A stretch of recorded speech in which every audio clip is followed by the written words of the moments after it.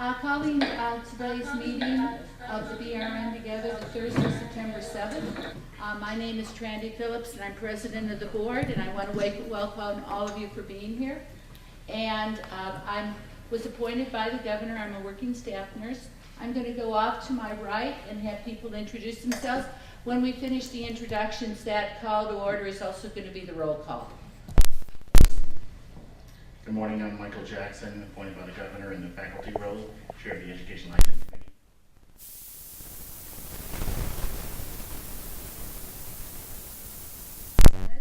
In the public member role, and I'm going to be chairing the Discipline and Intervention Committee.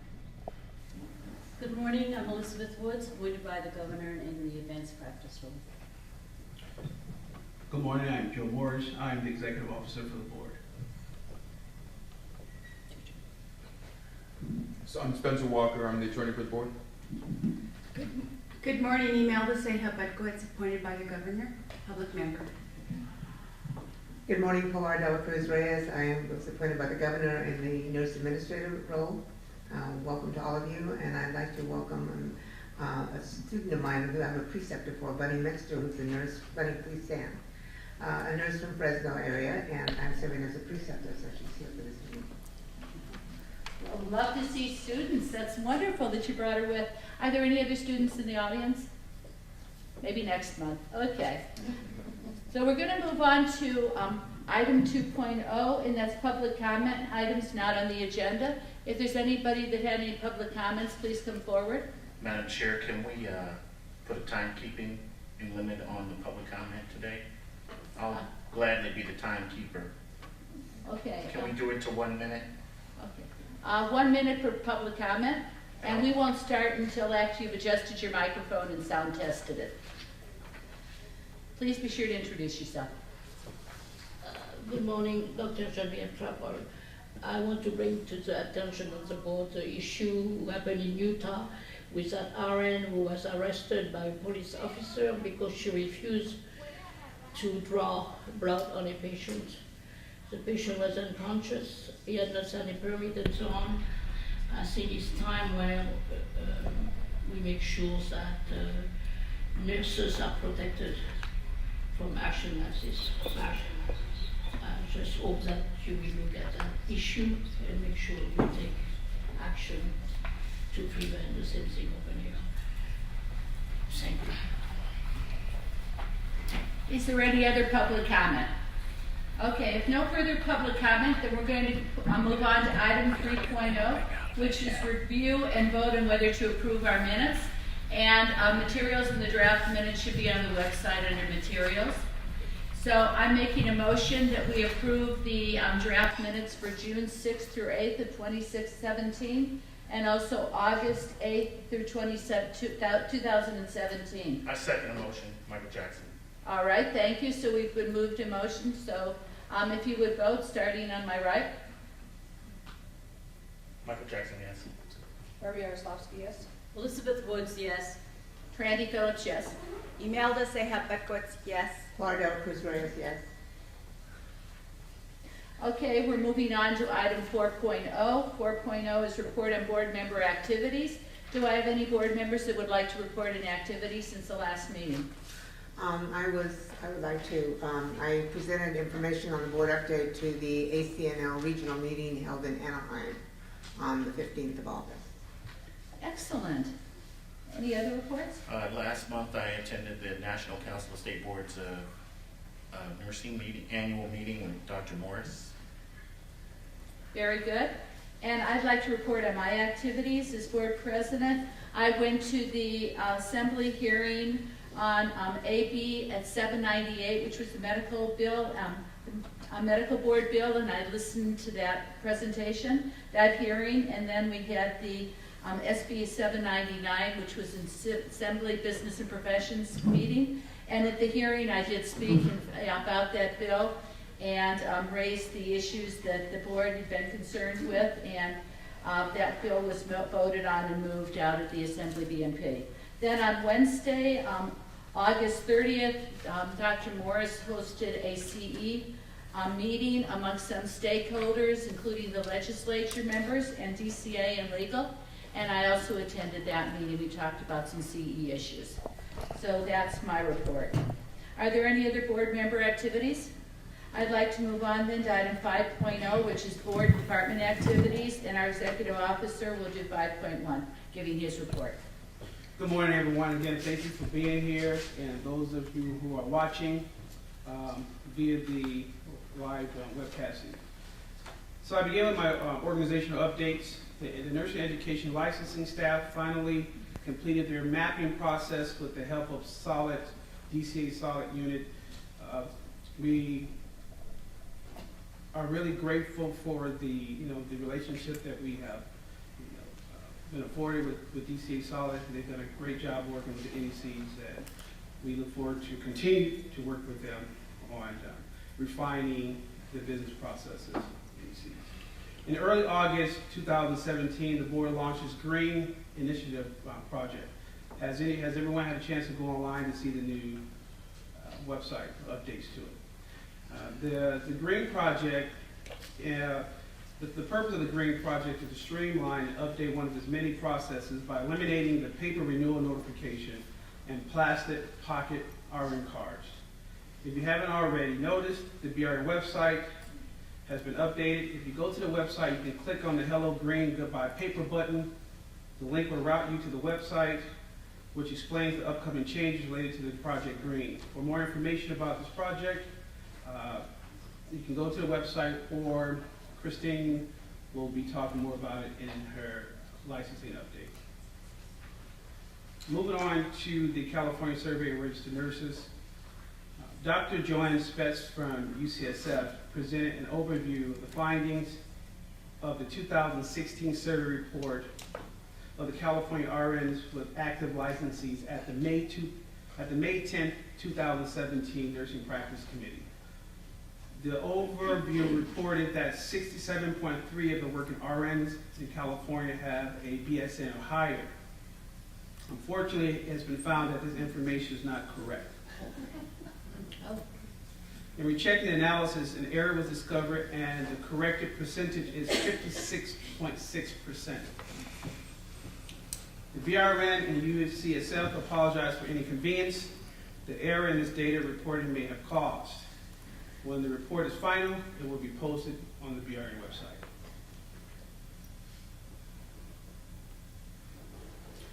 The BRN has recently entered into a new 2-year contract with UCSF to continue conducting the biannual survey of registered nurses in California.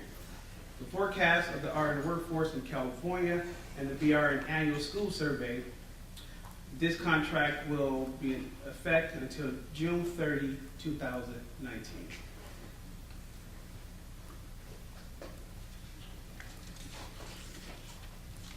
Moving on to customer satisfaction survey.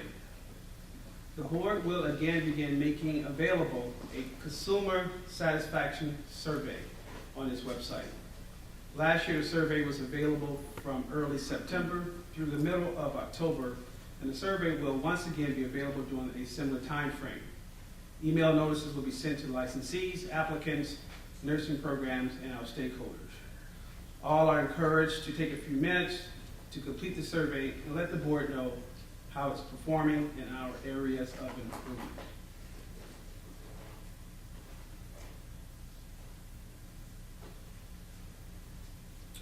Moving on to annual school survey. From 2016 to 2017, the annual school survey will be ready for the nursing programs to complete online. This will be available October 2nd of this year. On October 9th, the board, in collaboration with UCSF, will once again be hosting a webinar to provide information to assist nursing programs, deans, directors, faculty, staff with completing the survey. Data collection will be open until November 15th. I repeat, the data collection period will be open until November 15th. The data collected from this survey will be beneficial to nursing community stakeholders of nursing education programs. The survey will help the BRN capture an accurate picture of the nursing education in California. UCSF administers the survey on behalf of the BRN. On August 28th, A link to the PDF version of the survey was emailed to all deans and directors as a preview so they could begin preparing the data to be submitted. In addition to the annual school survey this year, the board will also be conducting another survey for the nursing deans and directors to complete. We know recently there's been a lot of discussion around clinical displacement issues, so therefore this survey will focus on recent clinical displacement experiences. The purpose of the survey is to gain a more in-depth understanding regarding this issue with the hope of offering solution-focused outcomes. The data collected will be analyzed and shared with the deans, directors, and key stakeholders. The survey will be available on SurveyMonkey during the time period as the annual school survey.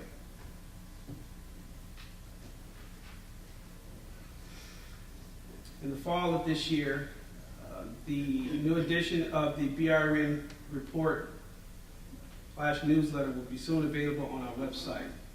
It would include BRN updates, information about recent legislative changes, overview of BRN activities, updates on the NCLEX, and much more.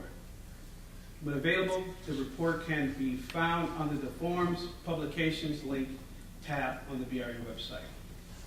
We've really been working close with DCA to give the newsletter a new look with some hot spots, and they'll link right back to our website. So be on the lookout for that. Moving on to the Health Education Foundation Scholarship and Loan Repayment Program. The Health Profession Education Foundation Scholarship Program, which is housed within the Office of Statewide Health Planning and Development, is a nonprofit foundation statutorily created to encourage people from underserved, underrepresented communities to become health professionals and increase the access to health providers in medically underserved areas and the public mental health system. Sorry about that. The foundation encourages people to work in areas by providing scholarships and loan repayments. The programs for registered nurses are partially funded by a $10 surcharge that's placed on the biannual RN renewal fees. Applications are accepted once a year and are completed and submitted through an online system called CalReach. For more information about the scholarship cycles, you can visit our website. Keep in mind that the annual application cycle is open starting August 1st through October 16, 2017. For the BSN repayment loan and for the ADN scholarship programs, that period opens from January 3rd through February 28, 2018. The BRN continues to comply with the public records request and response within a required time frame as set in Government Code Section 6250. For the period of June 6, 2017 through August 28, 2017, the BRN received and processed 35 public records requests. Moving on to my technology update, fingerprint requirement. The BRN continues to work to notify licensees that they are missing fingerprints, FBI and or DOJ results in the BREEZE system. Notification of missing fingerprints is now triggered upon renewal of a license. A fingerprint deficiency statement is now printed on the RN renewal notices that are sent out in advance of expiration of the RN license. And the same deficiency statement is also indicated in the online BREEZE system. Additionally, fingerprint notification letters continue to be mailed out to licensees who have missing fingerprint results in the DCA BREEZE system. Licensees are given 60 days to comply by submitting fingerprints to DOJ and proof of fingerprint submission to the board. A second reminder letter is mailed 30 days after the initial letter to nurses who have not followed up with regards to the initial letter. Nurses are given a total of 60 days for receipt of the initial letter to respond before possible disciplinary actions are taken. Moving on to electronic transcripts. The board continues to implement the cloud drive and the acceptance of electronic transcripts from California schools. I'm happy to say the cloud drive has been very successful. since it was launched in December of 2016 and is currently still in use. Because of the success with electronic transcripts in California schools, the board now is moving forward with implementing the acceptance of electronic transcripts for out-of-state applicants through a third-party vendor. Unfortunately, we will not be able to utilize the cloud drive for out-of-state individual applicants. The licensing manager is in the process of revising application instructions to direct out-of-state applicants on the electronic submission process. For the implementation of electronic scripts for out-of-state applicants, the board will continue to refine its internal business process, improve customer service, and implement an efficient application process. Moving on to 5.4, my report, budget update. Listed below is a following sample of the trends that we are noted in various revenue categories for the fiscal year 2016-2017. For the sixth straight year, repeat exam applications are down from 7,064 to 6,903. It's about a 2.28 decrease from the previous year. First-time exam applicants increased from 15,332 to 16,064. That is an increase of approximately 4.77 increase from the previous year. Endorsement into the state of California increased from 15,653 to 18,387. That's an increase by 17.47% from the previous year. Endorsements out of the state of California has also increased from 12,404 to 14,149. That's an increase by 14.07%. And the nurse practitioner furnishing application has increased from 1,761 to 2,285. We received a 63.83 increase from the previous year. And the renewal increased by 7% from the previous year. For a listing of the board's fund condition, you can see page 6 of my report here. And in regards to staffing update, the board recently hired 9 new staff members throughout various units. We had, unfortunately, 9 separations and 3 retirements. There are currently 34 positions that we are currently actively recruiting for throughout the board. For more information regarding my report, again, please log on to the BRA website. That repeats my report. Thank you, Madam President. Thank you very much. Now moving on to item 6.0, the report of the Administrative Committee. The Administrative Committee continues to monitor SB 799 and SB 547 as they move forward. So now we're on to 7.0, which is report of the Education and Licensing Committee, and I direct this to Michael Jackson, who's the chairperson. Thank you very much. Board member activities? We did Item 4.0, 4.0, we did board member activities. where we talked about I went to the National Council. Public comment to the report. Oh, I'm going to take public comment, it's just action item. did you have public comment? I sure do.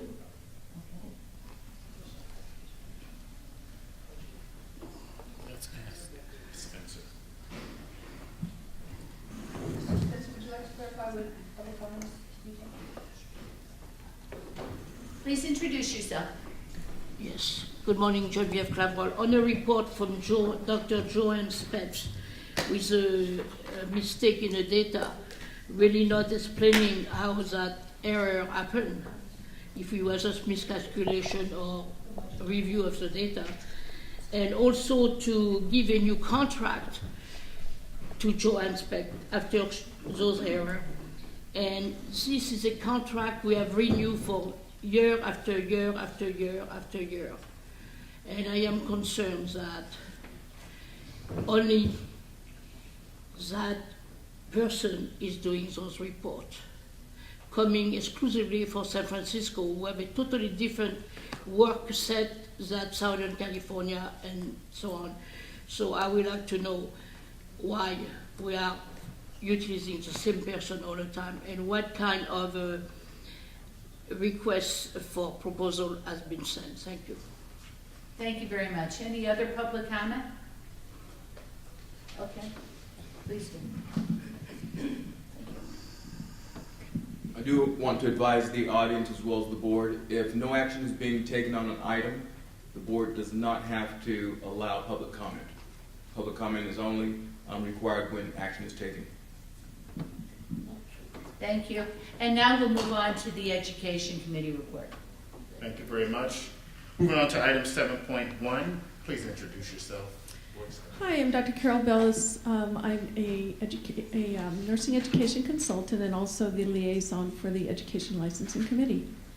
So I'd like to start with item 7.1. Can you hear me okay? 7.1, vote on whether to recommend ratification of minor curriculum revision and acknowledge receipt of program progress report. According to the board policy, nursing education consultants can approve minor curriculum changes that do not significantly alter philosophy, objectives, or content. Approvals must be reported to the Education Licensing Committee and the board. The following programs have submitted minor curriculum revisions that have been approved by the NECs. Thank you very much. Moving on to item 7.2, vote on whether to approve Education Licensing Committee recommendations.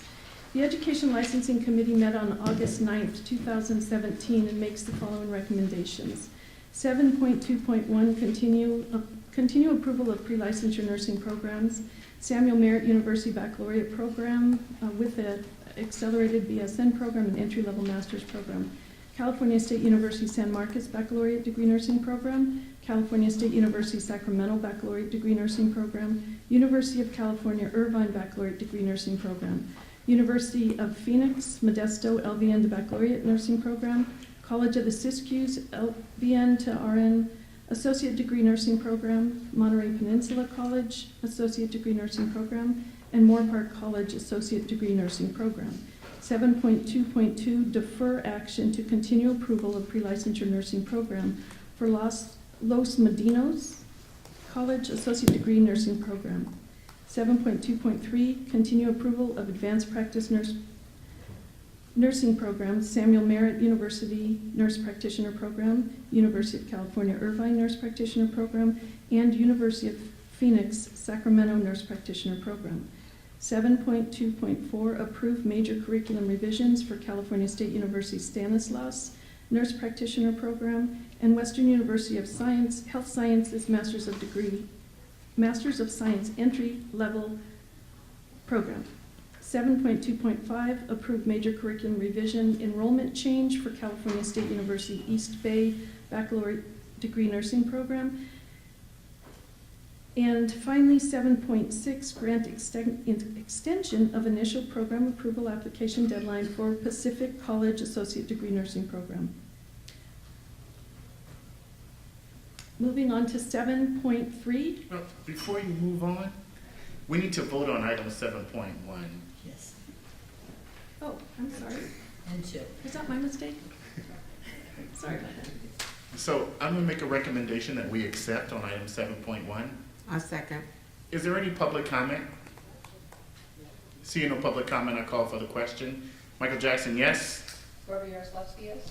Elizabeth Woods, yes. Trendy Phillips, yes. Imelda Ceja Berkowitz, yes. Laura Dela Cruz Reyes, yes. Item 7.2, I make a recommendation that we accept. I'll second it. Is there any public comment? Seeing no public comment, call for the question. Michael Jackson votes yes. Barbara Yaroslavsky, yes. Elizabeth Woods, yes. Trendy Phillips, yes. Imelda Ceja Berkowitz, yes. Laura Dela Cruz Reyes, yes. Thank you. My apologies, I'm sure it had something to do with the eclipse. My mind is just going. I just want to get back out to the fair. Michael Jackson accepts. Thank you.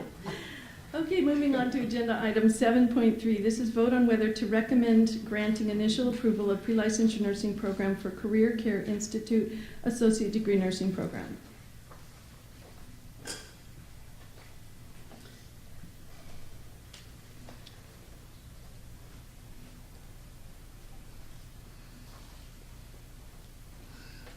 I would like to introduce to my right Miss Adina Free, who is the designated program director, and also Mrs. Latuna, Marissa Latuna, who is the designated assistant director. So an initial program approval visit for Career Care Institute Associate Degree Nursing Program in Lancaster, California was conducted on June 20th and 21st by myself. The program was found to be in full compliance with all BRN rules and regulations. California Career College is a private post-secondary institution accredited by the Commission of the Council of Occupational Education through June 30th, 2018, and the Bureau for Private Post-Secondary Education through September 26, 2017. The addition of the ADN program will be granted upon board approval. Career Care Institute's nursing program is located in Lancaster, California. The campus has a full array of student resources, classrooms, libraries, skills and simulation lab, and everything that goes along with that, equipment and supplies for this program. Currently, the program director, assistant director, and the administrative assistant have been hired, and CCI plans to hire 4 more full-time faculty and 3 part-time faculty to complement their faculty, and they're starting interviewing currently. The ADN program curriculum is intended to be completed in 6 15-week semesters and includes the required content for licensure and college degree requirements. The annual admission process is quite rigorous and consists of a combination of both ranking and random selection. It's 70% ranking, 30% random selection. And they're using criteria based on overall GPA, T-scores, an essay, and work experience. CCI, or Career Care Institute, has 14 clinical sites. That's been updated since the ELC meeting. And they have been signed, they have signed verification forms. The setting sites include acute care, long-term care, and skilled nursing, and ambulatory, which include clinics, urgent care, and physician practices. There were concerns raised during the August Education Licensing Committee about the clinical sites in pediatrics. The concerns included the pediatric census at Antelope Valley Hospital and the use of nurse practitioners at the Antelope Valley Community Clinic. I did call and speak with the pediatric manager at Antelope Valley Hospital, who, well, first of all, Antelope Valley Hospital has 22 licensed pediatric beds. She assured me that these students will definitely meet their objectives. They regularly have a full census, and especially during the high incidence of flu months, she doesn't see any problem at all with those beds being completely full. I also spoke with, the other thing I wanted to include is that Career Care Institute is going to split their clinical rotation schedules of 8 students. So their ratio of instructor to student is 1 to 8. And what they're planning on doing is taking 4 students and putting them into this clinical, this pediatric clinical, from 7 in the morning to 1 in the afternoon, and then bringing the other 4 students in and of that one clinical, and having them work in the same area from 1 o'clock until 7 o'clock. So that'll provide less students on the floor with these patients. The other person I spoke to was Miss Suzanne Shoup at Antelope Valley Community Clinic. She's the CNO. She confirmed there were RNs in place, as well as NPs, as well as nurse practitioners. And she too agreed that these students would be able to meet their objectives. She also included that Career Care Institute could send instructors to work with the students in the clinics that just had NPs and LVNs. Career Care Institute has provided a clinical rotation schedule, which is attachment 6. That is also new since our Education Licensing Committee, so that you can kind of get an idea of what the pattern will be. These students will have 10 days in acute care experience at Antelope Valley Hospital, 2 days of pediatric subacute care. They will have one day at Antelope Valley Hospital Community Clinic, and then they will also have a day of simulation.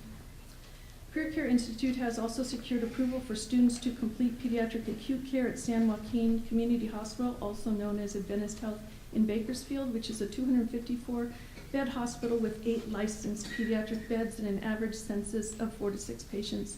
Mr. Carrasco, the owner and president of Career Care Institute, is willing to transport patients back and forth to Bakersfield if that's needed.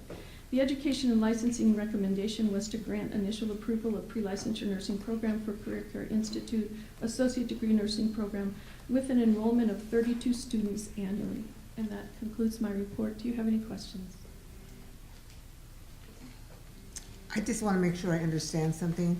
When you talk about the splitting, are you saying that you're going to take 4 students in the morning, like AMs, and then 4 students in the afternoon? They're not going to be overlapping, they will be separate? That is correct. And then the schedule is designed so that the morning students will then be scheduled for the afternoon at a later date so they can kind of get an idea of the whole shift.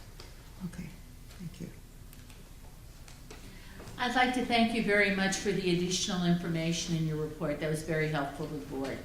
I also would like to say one other thing. When you did your report about the agency names and you also put the miles from CCI, that was very nice. I really appreciate having that information. It's a very complete report. Thank you. Madam Chair, I have a question. Yes. Wait, you have a question? You have a Yes. question, Michael? No, I thought you said you had a No, I question. do. Yes.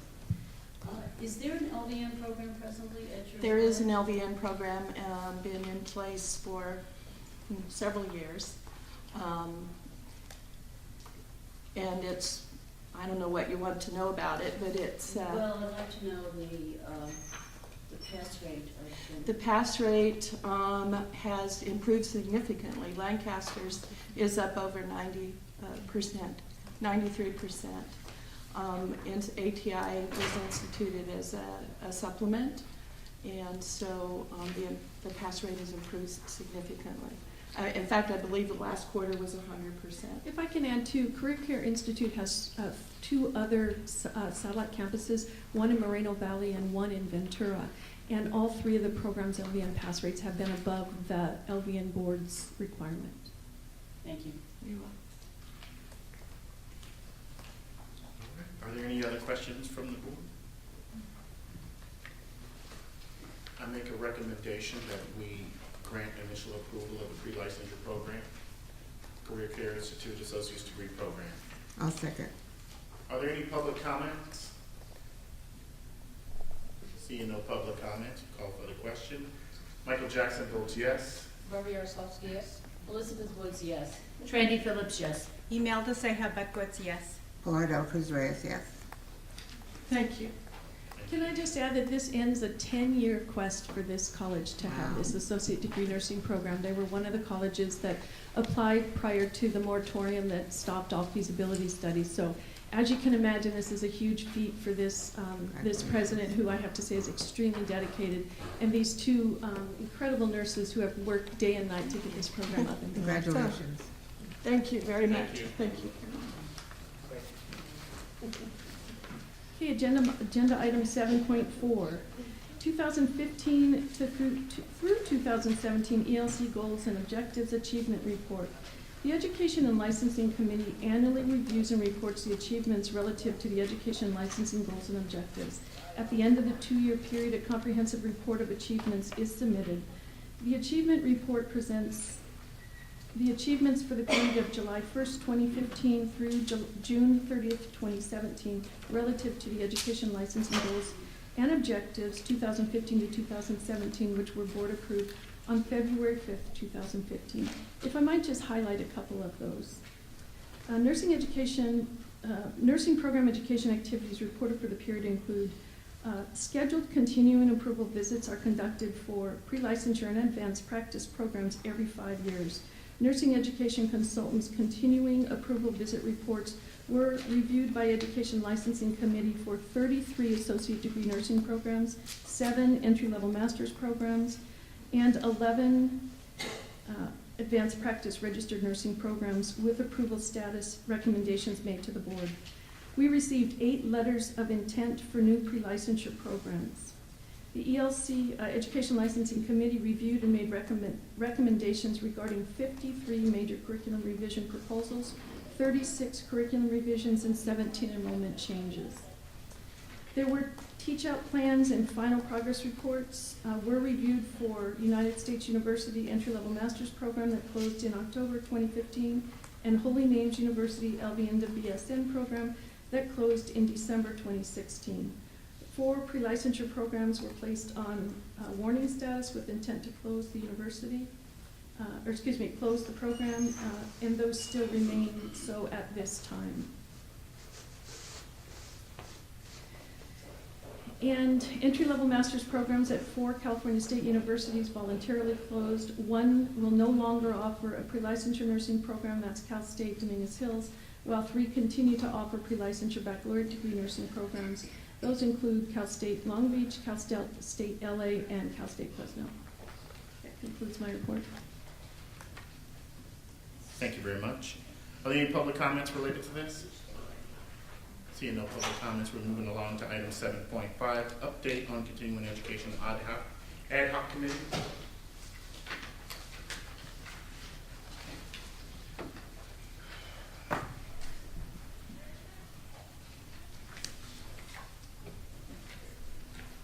Good morning, my name is Susan Engel, nursing education consultant, and I'm going to be reporting off on the continuing education ad hoc committee. The CE ad hoc committee established by the board met July 11th, 2017. The committee members are Michael Jackson and Donna Gerber. The committee liaisons are Dr. Joseph Morris, Susan Engel, and Julie Campbell Warnock. The committee established the purpose, which is to work with the board to establish processes for continuing education and to take back the information to the Education Licensing Committee. The committee also reviewed the survey data from 2 surveys. The first was administered to other state boards of nursing that asked questions regarding RN licensure and continuing education requirements, and other questions that were specific to continuing education providers. The second survey was administered to continuing education providers who held a current CEP, continuing education provider number, issued by the BRN. The summary of the data is included in this packet. The committee also established some goals to work with the staff to prepare the 2019 legislative report, to revise the continuing education provider application, develop the business plan for continuing education unit, and to consider required courses consistent with the mission of the board for public protection. Courses such as abuse, substance use disorder, California Nursing Practice Act, safe medication administration, professional boundaries, and disaster management. And the last goal is to evaluate technology needs to support the continuing education process. That concludes my report. Thank you very much for that report. When is the next ad hoc meeting scheduled? The next ad hoc meeting is scheduled for September 2016, 2017. And the plan is for myself and Donna to join you in that meeting once again. And there was another piece of information from the Dr. Morris, the contractor that was put out, hiring of a contractor. At this time, I think we were going to put that on hold, and Dr. Morris assured me that the bid for an outside contractor would be placed on hold. Yes, we'll reach out to DCA, let them know that we will put the contract on hold. We're placing the contract on hold. Are you going to send that in a form of email? Can you include me and Vice President Donna Gerber Sure. in that? Okay, will do. And Madam Chair, is that okay with you? Yes. Thank you very much. It does, Yes, Spencer, it does is. the board need to vote on this? No. Thank you very much. Or is there any public comment related to this? Seeing no public comment, we look forward to our next CEU ad hoc meeting. Thank you very much. Thank you.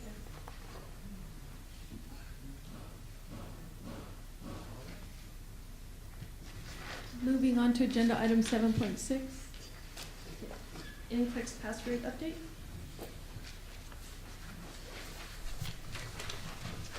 Good morning. My name is Katie Doherty. I'm one of the nursing education consultants in the Sacramento office of the board. This is an information item only. This is our usual routine NCLEX update. The first set of tables you have before you are for first-time NCLEX pass rates between the period July 1 of 2016 through June 30 of 2017. You can see for first-timers in California, there were a total of 11,444, and our pass rate, I'm pleased to say, is at 89.47. For the United States and its territories, including California statistics, the total was 159,408 first-time testers and a pass rate of 86.21%. In comparing these totals with same period last year, California's rate is up 2.55%, and the national rate is also up during this period, 2.27%. The next table down gives you the quarterly statistics for California first-time testers. You can see for the most recent quarterly period of April 1/17 through 6/30/17, we've had a total of 2,211 first-time testers, and the pass rate for the quarterly period is 87.47%. Again, doing extremely well. As I typically report, when I looked at the quarterly rates for similar sized boards, having first-time testers in the range of 2,200 to around 2,700, California is in that top number with pass rate ranges anywhere from 92% down to 85% for the top four. Pennsylvania was first, Illinois was second, California was third, and Ohio placed fourth in terms of pass rates for the quarter. In the 12-month rolling total, as has been consistent over the past year, California remains number one, comparing first-time testers in the pass rate range of 8,949 to 13,243 first-time testers. California's number one, followed by Texas, Ohio, New York, and Florida. Any questions about I'm the sorry, pass rate? what did you say about Pennsylvania? Pennsylvania had a total of 2,481 first-time testers, and their pass rate was 92.22. Next was Illinois, that had 2,549, and their pass rate was 87.86. I see somebody out there in the audience behind you from Pennsylvania. And I know she's cheering behind You me just feel her glaring at you. with great pride for the work that she's done. That's why we brought her to San Diego. Any other questions or comments about this table? The next table of data being reported is the same pass rate information for the quarter broken down by degree type. Here too, California, you'll notice the pass rates are consistently up for each degree type. Any questions about that? And finally, you have in front of you additional information that I retrieved from the NCSBN website on September 5th, which is really just alerting to the board to a special NCLEX RN research project that is being conducted by National Council of State Boards. And they're conducting this special research between July and September of 2017. And the purpose of this research is to test new item type functionality, not necessarily the candidate's ability. So what the National Council has been doing for some time is looking at a clinical judgment model, because as you know, registered nursing practice is all about making the right clinical judgments. So the purpose of this research, all candidates receive pre-test items as part of the regular routine NCLEX testing exam experience. This is on top of that, and so what they're doing is they're collecting data on these new item types that could expand or enhance measurement of RN entry-level competence, including clinical judgment. They're in the very early phases of development of these test items. Students who are selected for taking this special section of research questions, if they have additional hours, so right now, currently, each candidate is allowed up to 6 hours to take the exam. So if there is at least 30 minutes left in their appointment time, they may be selected to take a series of these special research items. This will not count as part of their NCLEX exam score. It takes the candidate about 30 minutes to complete this. The participation is optional. The candidates can stop at any point in time if they don't wish to continue with this special section. What I've done is attached a set of frequently asked questions that are now available on the NCSBN website that include frequently asked questions for the candidates and educators, and for the educators. You'll see in the information provided by the National Council of State Boards, there is an email and phone number that's provided to candidates who might want to ask National Council about any questions they have. These special test items that have been developed for testing were developed by subject matter experts and psychometricians from both the National Council of State Boards and Pearson VUE. And as I say, a number of the frequently asked questions are very explicit in terms of National Council really developing a clinical judgment model. Their plans include a communication plan to really communicate to nursing educators across the U.S. about the clinical judgment model and how to integrate that clinical judgment model into nursing education preparation in the future. As I mentioned, they're in the very early phases, so you have the explicit questions there attached as well. Any comments or questions you might have? I just have a comment. I hope that when they get ready to do this, the communication is really clear to the students, because, you know, the students talk about how long before it shut off and that it went longer, did it pass it on. So if they're going to, you said they're going to be asked. Yes, they have already done that Okay. in terms of communication with the students. All right, And so that's good. we've had no calls at the board Okay. in terms of this project. All right, So. thank you. And certainly we would apprise you should we have those calls. Thank you very much.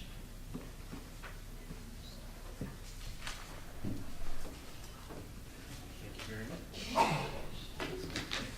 Moving on to item 7.7, licensing program update.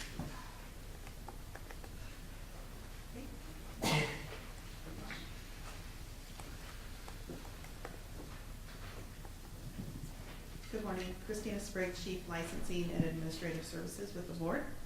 Our licensing report is a little longer today, so please bear with me. The licensing program evaluators are currently processing the initial review of exam and endorsement applications received in mid-June 2017. And the licensing chief and assistant executive officer continue to present an overview regarding the application and eligibility process to California students at every petitioner hearing day. Of course, this month we didn't, because we did not have a disciplinary petitioner hearing day, so that will resume next month. The board continues to utilize the cloud drive to receive electronic transcripts from California programs. The licensing unit has received and processed 6,300 electronic transcripts from the approved California programs for our 2017 spring graduation season. The board is continuing its efforts to streamline business processes and has started the preliminary process of accepting electronic transcripts from applicants who graduated within the United States. We are in the process of updating the website and all application instructions to include the new electronic process for transcripts. An email address has been created to solely accept electronic transcripts from school institutions and transcript vendors via a secured method. The email will be monitored daily by the technical support unit and who will continuously attach transcripts to the application transactions and forward them to the evaluators to process. This process is scheduled to be implemented in time for fall graduation season. I also wanted to provide you with some information on our average processing time for our California electronic transcripts students. The average time from the date the application was received to the date the transcripts were received by the board electronically was 50 days. The average time from the date the transcript was received by the board to the date the application was approved and made eligible to exam was 6 days. That's great. The 50 days we don't have control over. That's the time from when the applicant applies till the school provides us the actual transcripts. The 6 days is what we have control over. Christina? Yes. Let me interrupt you. You guys should be clapping by now.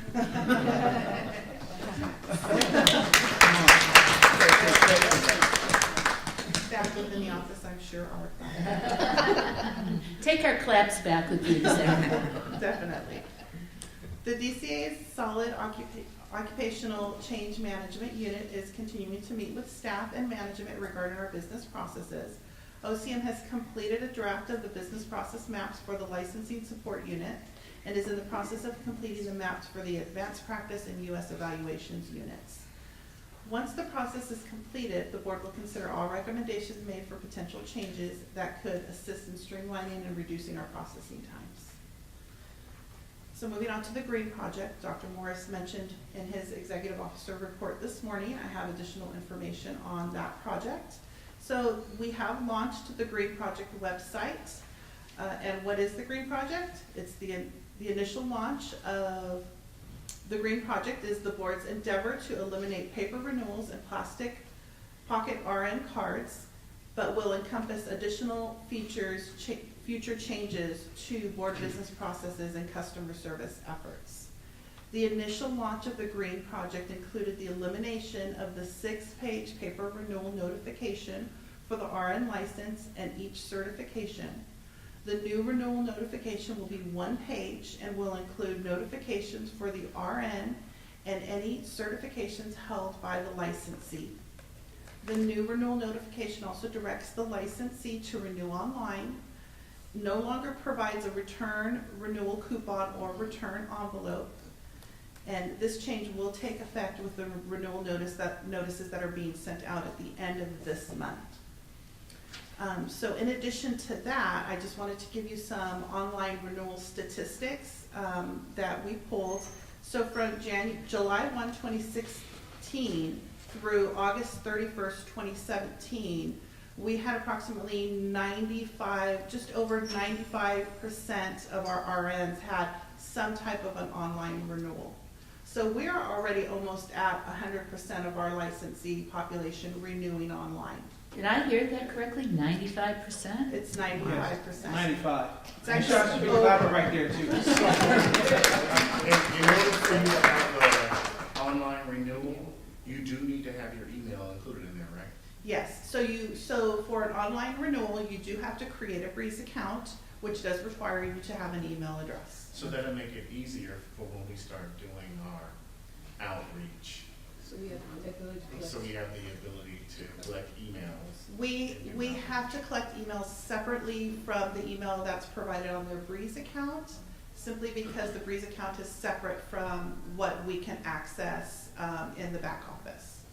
Oh. I think we need to start looking at We actually are. working with our IT department, Dr. Morrison, how we can Merge that.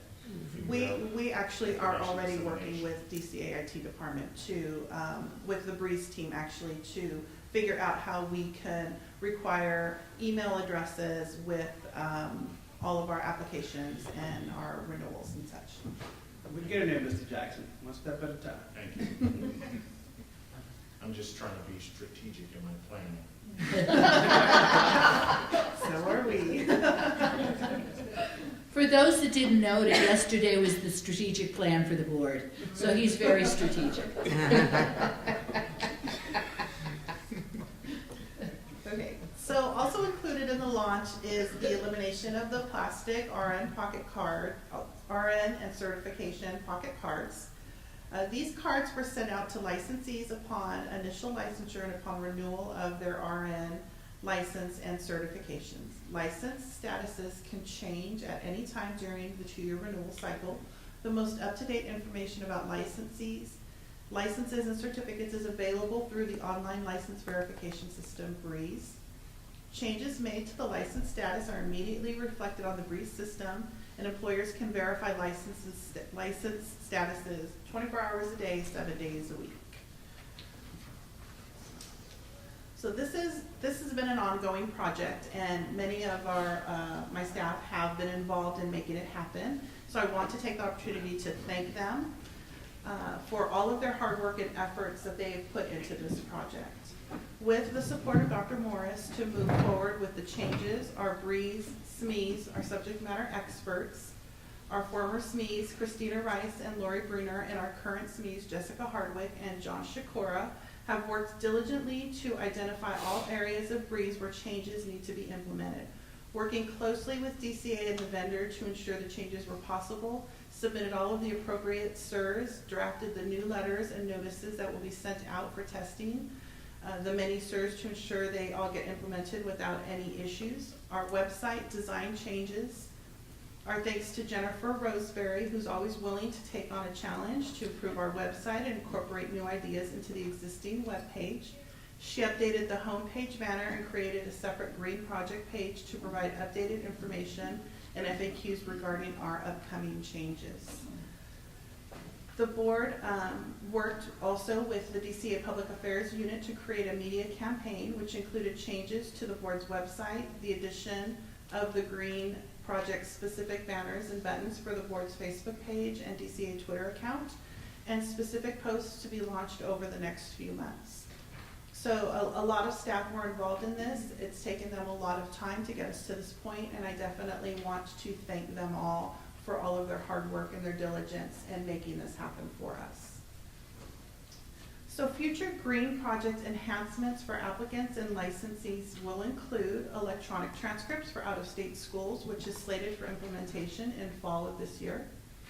Implementation for online only initial applications by exam and endorsement, and again slated for implementation late 2017, early 2018. Deficiency notification statements for applicants via their personal online BREEZE account, slated for implementation in fall of 2017. Improved license lookup verification in BREEZE, slated for implementation by DCA actually this month. We currently have staff back at the office testing these features. The improved license lookup verification page in BREEZE is a lot more user-friendly. It provides more information, easier to locate a licensee and identify that it is the correct licensee that you are looking for. Our future green project enhancements which will affect the BRN staff, so our back office of the BREEZE system, will include implementation of work queues for all application types. This is also slated for late 2017, early 2018. Work queues will allow our supervisory staff to assign work directly to our staff and monitor incoming workload to ensure the board is within its statutory processing timeframes. Elimination of creating paper file folders for incoming applications, again, which is slated for implementation of 2017 and 2018. And with the implementation of the online exam endorsement and endorsement applications and internal BRN BREEZE work queues, the need for actual file folders will no longer be necessary to monitor the incoming applications. So each step that we take forward has many other areas that it is affecting. So we have to ensure anytime we make a change to the system or to our business process that we have all of our other ducks lined up and ready to go so that when we implement, we're ready to implement all at once. So it does take us a little while to get there, but there are many, many steps involved. So all of the green projects that are currently being implemented and those being implemented in the future will include cost savings to the board. The savings will be spread throughout the various process changes and will include costs of the pocket card contract, paper, printing, envelopes, postage, scanning services, file storage, file folders and labels, toner, copiers, etc. The board's budget will be monitored over the next fiscal year to identify the areas where cost savings occur. And we anticipate at a minimum, we'll have at least a $250,000 cost savings. Mr. Chairperson, did I speak? I was gonna. I'll let you, no, you go first. I was gonna ask about backup processes, For, just in general? just in case. Yeah. We've been down this road So before. we always have backup processes. So our current processes, of course, will remain until we ensure that all of our new processes are functioning the way that we want them to function. Excellent. President.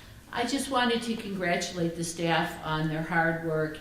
This is real forward progress for the board. And it also is progress for the state of California because I know that statewide and under our governor, there's real commitment to going green. And I'm really happy to see our board living up to that commitment. But it's a lot of work and thank you very much. Thank you. Okay. So I'm going to move on to staffing updates. In my report, I had stated that we have 34 vacancies in the licensing, administration, and call center renewals areas. It's actually 24. It was 34 across the entire board. So currently, it's about 15 because since the time this report was written, we have made offers to individuals, we have filled some positions, we have start dates. But these 15 that are still outstanding are in various processes of the recruitment, hiring, interviewing process. So they're not just sitting vacant, they are in the process and moving forward. Several of the vacancies are part of the recently approved BCP that became effective on July 1. Others are due, of course, to staff movement and promotions. And then I provided a chart of the status of the unit vacancies, but of course, as I said, a lot of these have moved forward in the process. So I'm not going to go through every single one of them. The board also was approved for a new staff services manager 1 position in the licensing unit through the budget change proposal process. The licensing chief I worked with the licensing program manager, Londell, to reorganize the work units among the 2 licensing managers. The new SSM1 is responsible for the advanced practice and U.S. evaluations unit, while the existing SSM1, Longdow, is now the manager over the international evaluations and technical support units. So I would like to announce the promotion of Mario Zetter to the SSM1 of the new advanced practice and U.S. evaluations licensing unit. Mario has worked for the board for 10 years and earned a bachelor's degree from CSU Sacramento. He has extensive licensing experience and has worked in various capacities of the licensing unit. He has knowledge of the overall licensure process for RN and advanced practice nurses, a thorough knowledge base of the BREEZE system, and has been a BREEZE subject matter expert for 3 years. Mario has been the designated licensing trainer and is also one of the board's QBERT experts creating customized statistical reports for the licensing unit. I would like to take this opportunity to welcome Mario into his new role as a staff service manager over the advanced practice and U.S. evaluations unit. And we're looking forward to the benefits of now having 2 managers in the licensing unit to provide additional oversight of the workflow and processing timeframes, as well as ensuring that the business process improvements continue to proceed. Additionally, I would like to announce the promotion of Ronnie Whitaker into the staff service manager 1 position over the administration renewals and public information units. Ronnie has worked for the board since 2009 in the decisions and appeals and administration units. Ronnie earned his bachelor's degree from CSU Fresno in business administration management. He has a thorough knowledge base of the board's budget, regulations, contracts, fingerprinting compliance, HR and the brief system. Ronnie is also well versed in using Qbert reporting system to create specialized reports for executive staff. We welcome Ronnie into his new position and look forward to working together to implement the board's goals and visions and improve our board's customer service. Any questions on staffing? Is Mario in the audience? No, he's not. Well, he's probably in the audience back at the office, but he really Okay. should be Okay, working. I was just wondering. He's got a lot of work to do. He can't sit around watching the board meeting. So regarding statistics, I did provide you with some additional statistics. So we are currently, of course, using Qbert to create and run various reports upon request. Below, I've provided you, of course, with statistical information related to applications received, our overall licensee population, and our monthly renewals processed. I won't go into detail into those. You could see, though, just for our current fiscal year, we are currently at, for applications received, at 5745. For our licensee population, you'll see our most current up-to-date licensee population. This information is available on the website for our licensee population. And then I just wanted to provide you guys a snapshot of the monthly statistics for the number of renewals that we receive on a monthly basis. So do you have any questions on my report? I have a question, Christine. When I look at your graph here on the registered nurses, and you have the total of 435,782, and then you have the breakdown. Yes. The breakdowns are all included in that number, correct? Correct. Okay, just want to make sure. Thank you. I had a question or a comment. On the application types, you have the exams, so those are our California students, correct? That is California and US. All right, and then endorsements, are those endorsements into the state or both in and out of the state? That is into the state. And I'm Oh. sorry, exams is California, US, and international. Oh, okay, thank you. My comment on the endorsement is I know that's been an issue where you're really working hard on, and I noticed a huge increase in number of endorsements. Yes. So, I mean, a very significant number of endorsements. To go from fiscal year 15 and 16 with 15,713 up to 16, 17, 20,040. Yes. That's huge. And I know there's been concerns and people have been concerned about timeline on that and the difficulty, and we can't use Breeze yet for these to do it all electronically.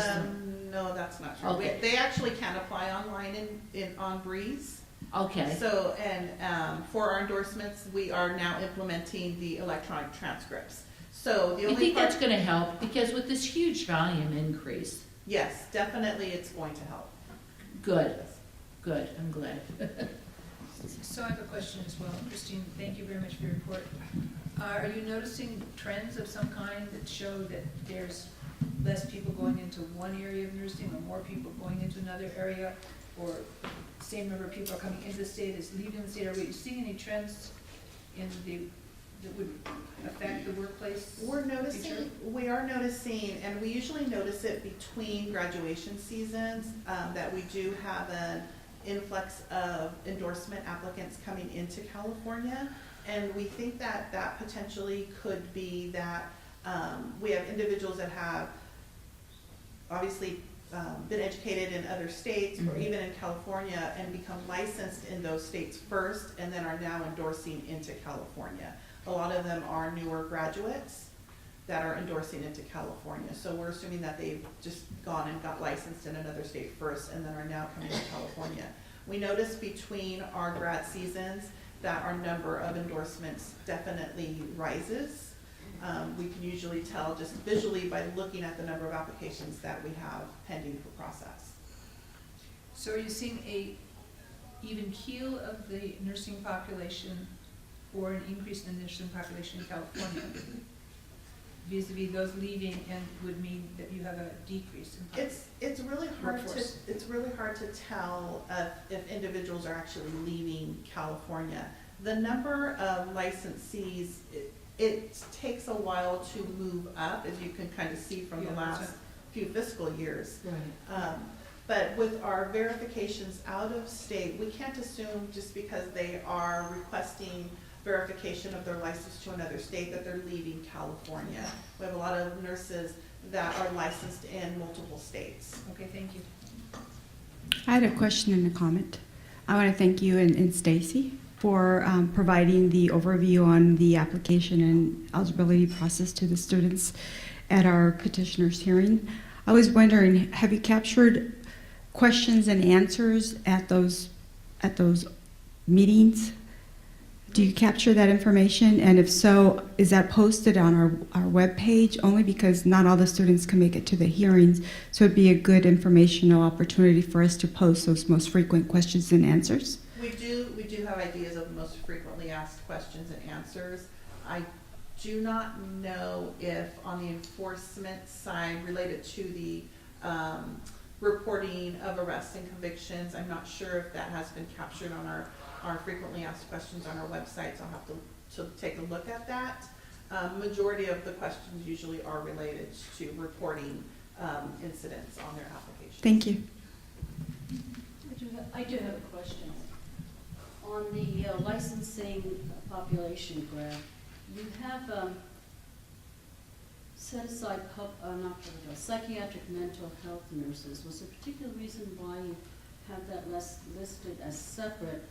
And it's only 318. It seemed like there would be more than 318 psychiatric nurses. It's a certification. It's a listing, actually. Yes, Yeah. special certification. Just have certification. So It's not the nurse practitioners. I'm talking about psychiatric mental health, not nurse practitioner. It doesn't say here. It says psychiatric. Yeah, it's Mental- a we don't certification. receive many of those at all. It's a separate certification. For the billing. But It you is can for the get purpose- billed It is for the Medicare. purpose of billing. It's in billing. Yes. So you can get a billing number and bill Medicare for running certain groups in a psychiatric setting Right. if you have your psychiatric certification. That's correct. It's not necessarily an NP. It's an additional. It is an additional on top of, right. Thank you. Any other questions? Thank you. Great job, Christine. Thank you. This concludes the education licensing report. We'll be moving right into, unless, Madam Chair, did you need to have folks take a break? Yes, I'd like to have a 10-minute break, and then we'll be moving into the legislative committee report. Thank you very much. Moving along.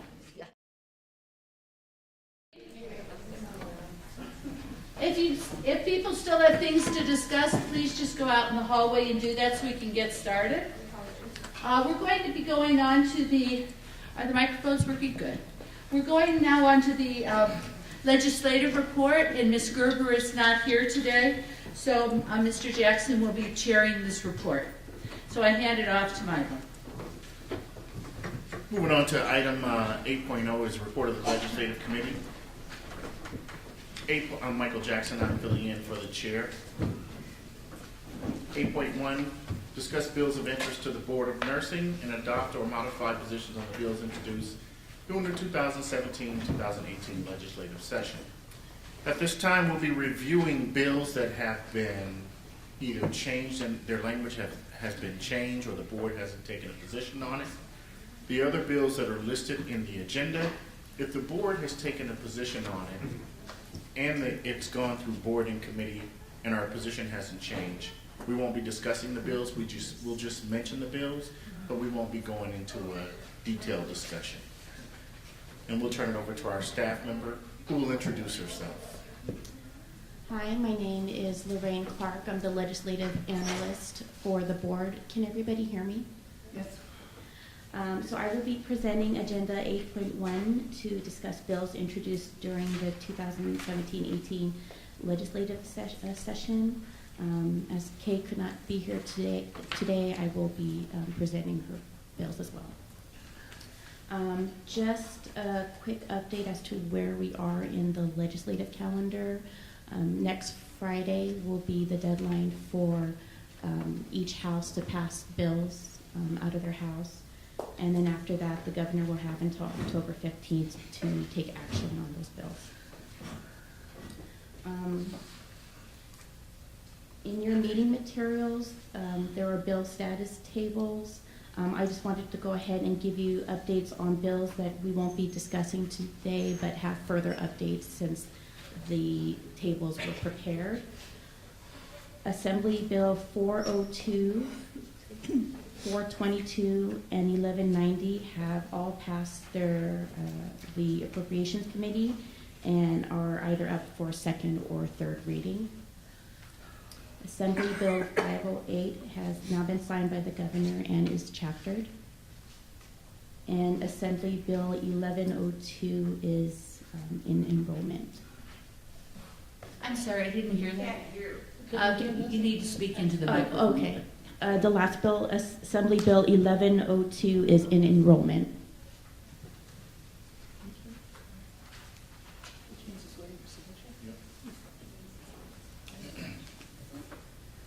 Okay, starting with our first bill,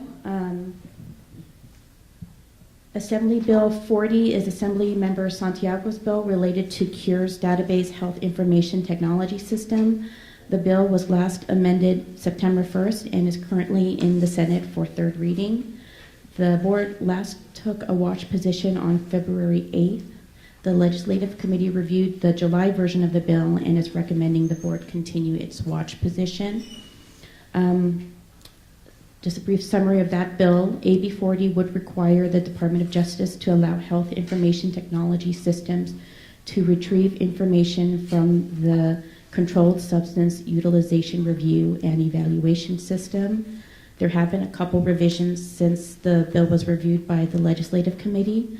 They were mostly clarifying and technical revisions, but in addition to that, the revised bill would no longer authorize an entity to operate as a health IT system that operates as a health IT system to establish an integration with CURES, but rather would query the information.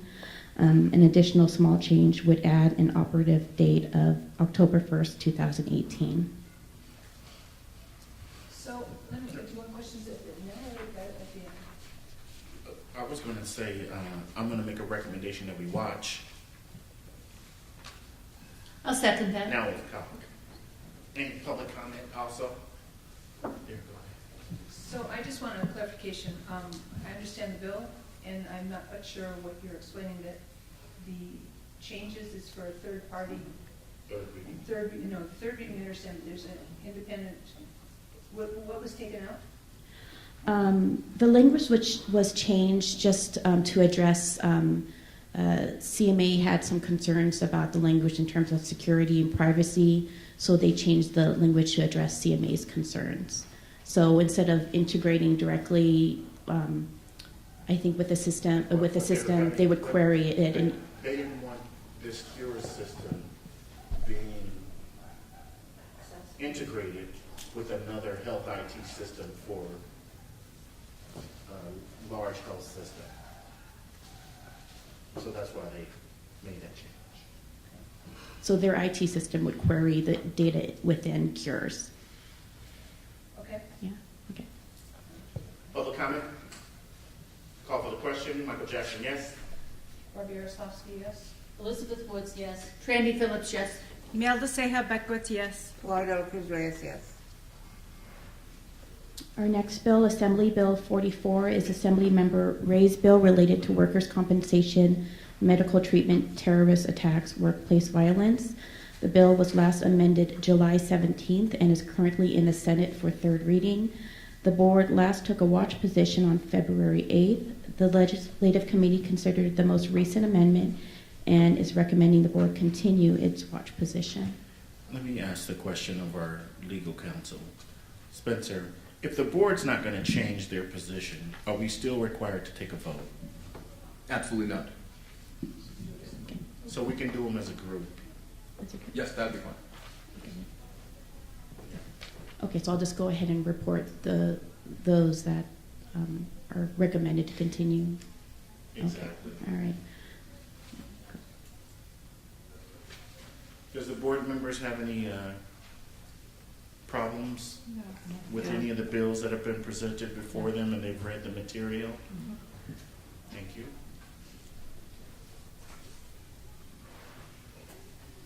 Okay, so grouping them together, Assembly Bill 334 related to sexual assault. Committee is recommending the board continue its watch position. AB 1048, Assemblymember Arambula's bill related to healthcare, pain management, and Schedule II drug prescriptions. The committee is recommending continue watch position. As well as AB 1560, Assemblymember Friedman's bill related to nurse practitioners, certified nurse midwives, physician's assistants, physician, and surgeon supervision.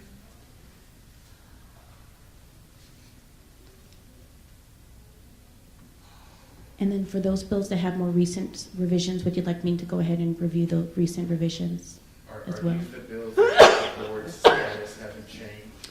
They haven't changed, but the committee has not considered the most recent revisions.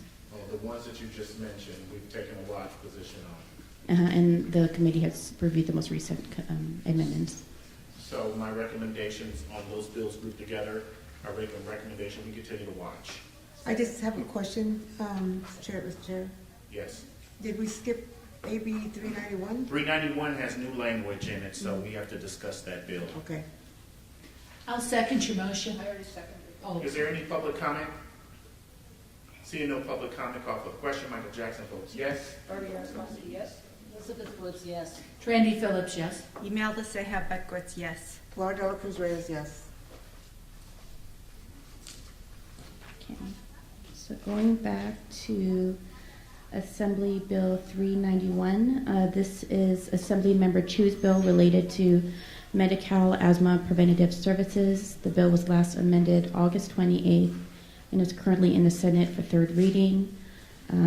Assembly Bill 391 would require the Department of Healthcare Services to seek a state plan amendment to allow qualified non-licensed asthma preventative services providers to provide services to Medi-Cal enrollees with poorly controlled asthma. The board has not yet considered a position on this bill. The legislative committee is recommending the board take an opposed position based on the July 12th version of the bill. There was a more recent August 28th amendment, but the revisions were not substantive in nature. So, a question, so just clarification. So this, what this is doing is to allow a non-licensed, non-professional to render services, medical services, or oversight. Is that what that's doing? To For patients with asthma? preventative services for patients, they would be under the supervision of they would have to complete certain educational requirements as well as Is this an education component of someone that's not licensed, or is this a render services by someone that's not licensed? I believe it's It's just let me get into the phone. So the question I really have, is it just so that this unlicensed person would be providing education under supervision, or provide treatment? I wasn't sure.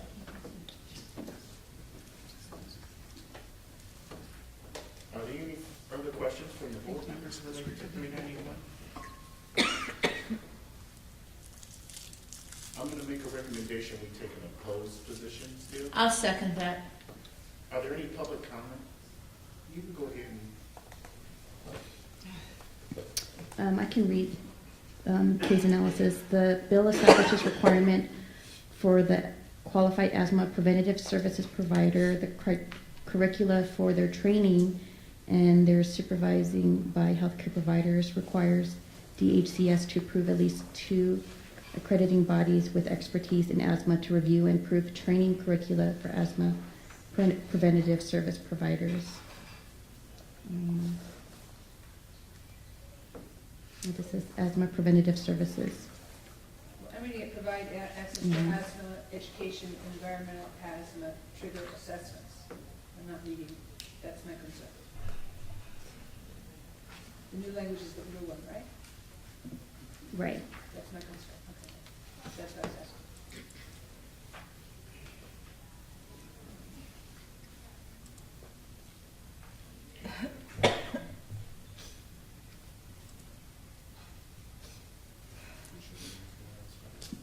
Any other questions, brother? No, Okay. Public comment. Good morning, Saskia Kim with the California Nurses Association. CNA has a number of questions and August meeting of the Legislative Committee, I reported that we were working closely with the author and his sponsors to try to address our concerns. I'm pleased today to report to you that we were successful in getting the author to agree to changes to ensure that the bill, to ensure that unlicensed individuals aren't engaging in the practice of nursing and that nurses aren't being asked to supervise unlicensed individuals inappropriately. I will say, however, that the language is not yet in print, and so we're monitoring and we continue to monitor the bill closely. So, thank you. So I know that you presented an opposed position, but I'm going to suggest you might want to consider changing it to a watch position so you can be at the table to have the conversation. But if you want to do an opposed position, sure. Well, we have a first and a second. Okay. Any other public comment? Seeing no other public comment, call for the question. Michael Jackson votes yes. Barbara Yaroslavsky votes to abstain. Elizabeth Woods, yes. Randy Phillips, yes. Imelda Ceja Beckwith, abstain. Pilar de la Cruz Reyes, abstain. So it passes. It's 3-3. So, But that's three abstentions. Yeah.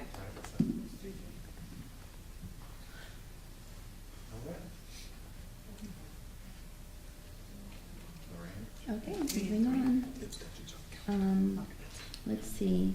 Senate Bill 349. This is actually also a continue watch position. I didn't cover that.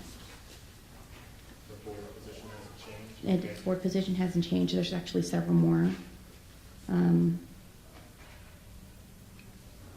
SB 554.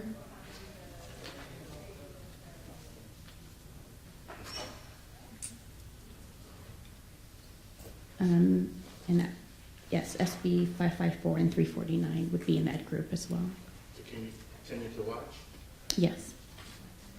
No, excuse me, I'm sorry. It's SB 349, the recommendation is to continue a watch position. SB 554 is recommendation to continue the board support position. So, Spencer, so our position hasn't changed. That's You don't need correct. to vote. You do not need to vote. Keep it going.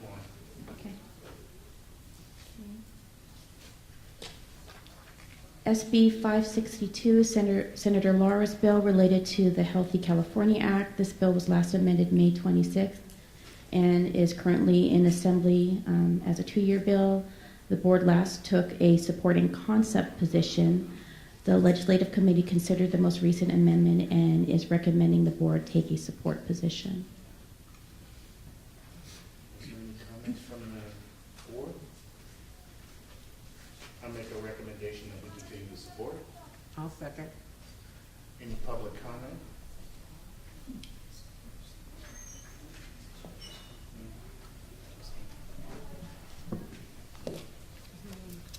Good morning, thank you. Alyssa Brown, I'm past president of ANAC and a board member of CICNS. I agree with supporting this bill, but I encourage us to be vigilant and look at the language. I was at an executive board meeting of Democratic Committee last weekend. There's still some real lapses in the language in terms of financing and delivery of care, and the governing board still doesn't have a nurse position on it. So support the concept, absolutely, but I think we all as nurses need to look at the language. Thank you.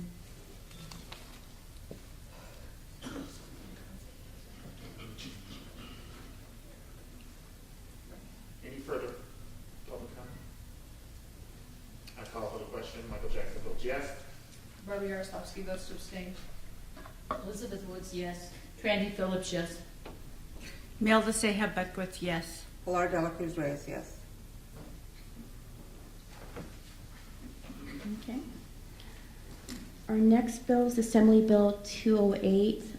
That one was not in bold on the table, the bill status table, but I wanted to bring this up to the board as it was last amended September 1st. It is currently in the Senate for third reading. This is Assemblymember Eggman's bill pertaining to diversion program, a court diversion program. The board previously took an opposed position, and I provided a copy of to the members our last position letter.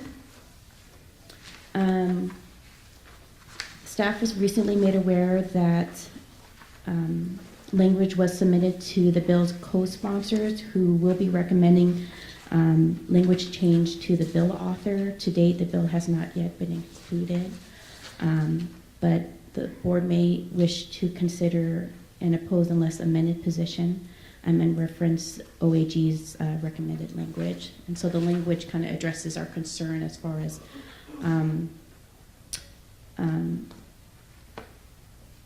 how it would impact the board's ability to prove that a licensee or applicant committed a drug-related violation.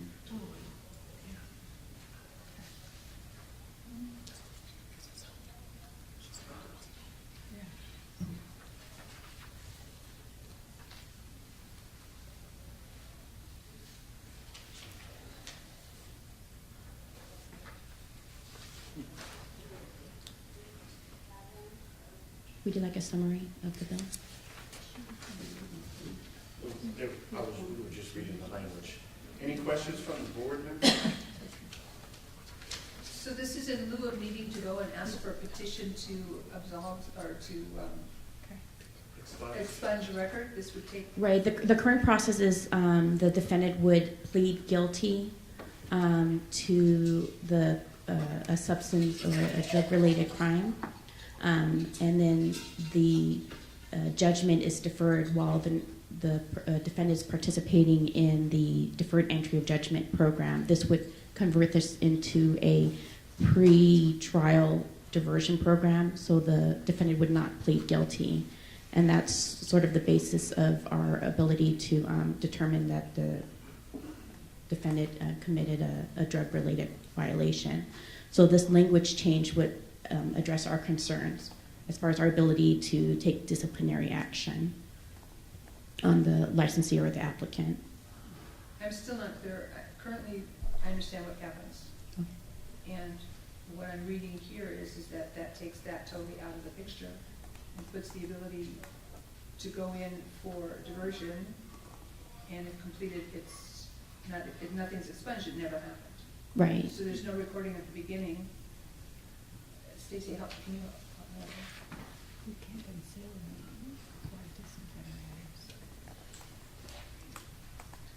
So the amendments to the bill that the Attorney General's office has submitted allows the board, what you're explaining is correct. That would be the process.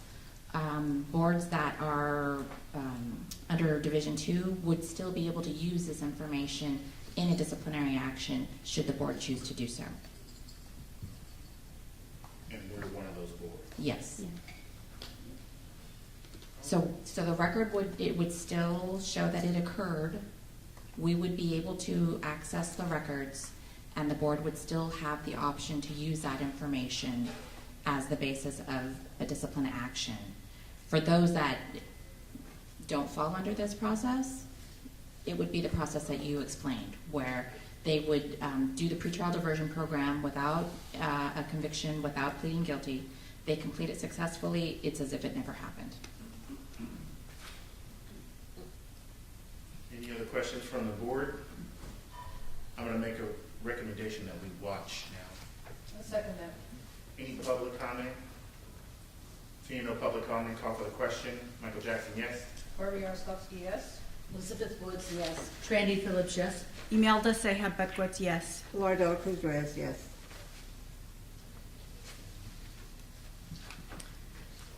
Okay, our next bill is Senate Bill 547. This bill has not previously been considered by the board, but it does include board-sponsored language. The bill would allow the board to assign petitions for reinstatement or modification of probation to an administrative law judge as specified. The bill also explicitly gives the board authority to employ legal counsel. The bill is intended to ease the petitioner caseload. and this language was approved by the board at its April meeting. But as staff looked at the language a little bit further, we were concerned with the reference to Government Code 11371, which would require Office of Administrative Hearings to assign the board's petition cases to ALJs within the Medical Quality Health Panel. This isn't the normal process for board cases. Right now they're referred to any ALJ. ALJs on the panel only consist of about 25% of all ALJs, so there was concern about potential caseload issues.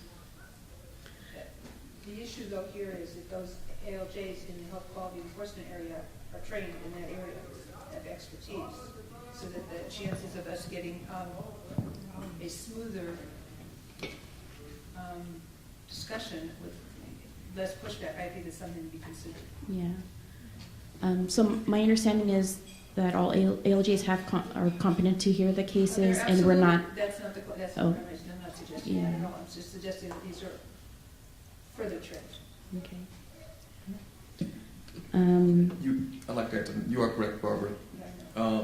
The health boards that assign their petitions to administrative law judges are from that panel because they are trained in healthcare.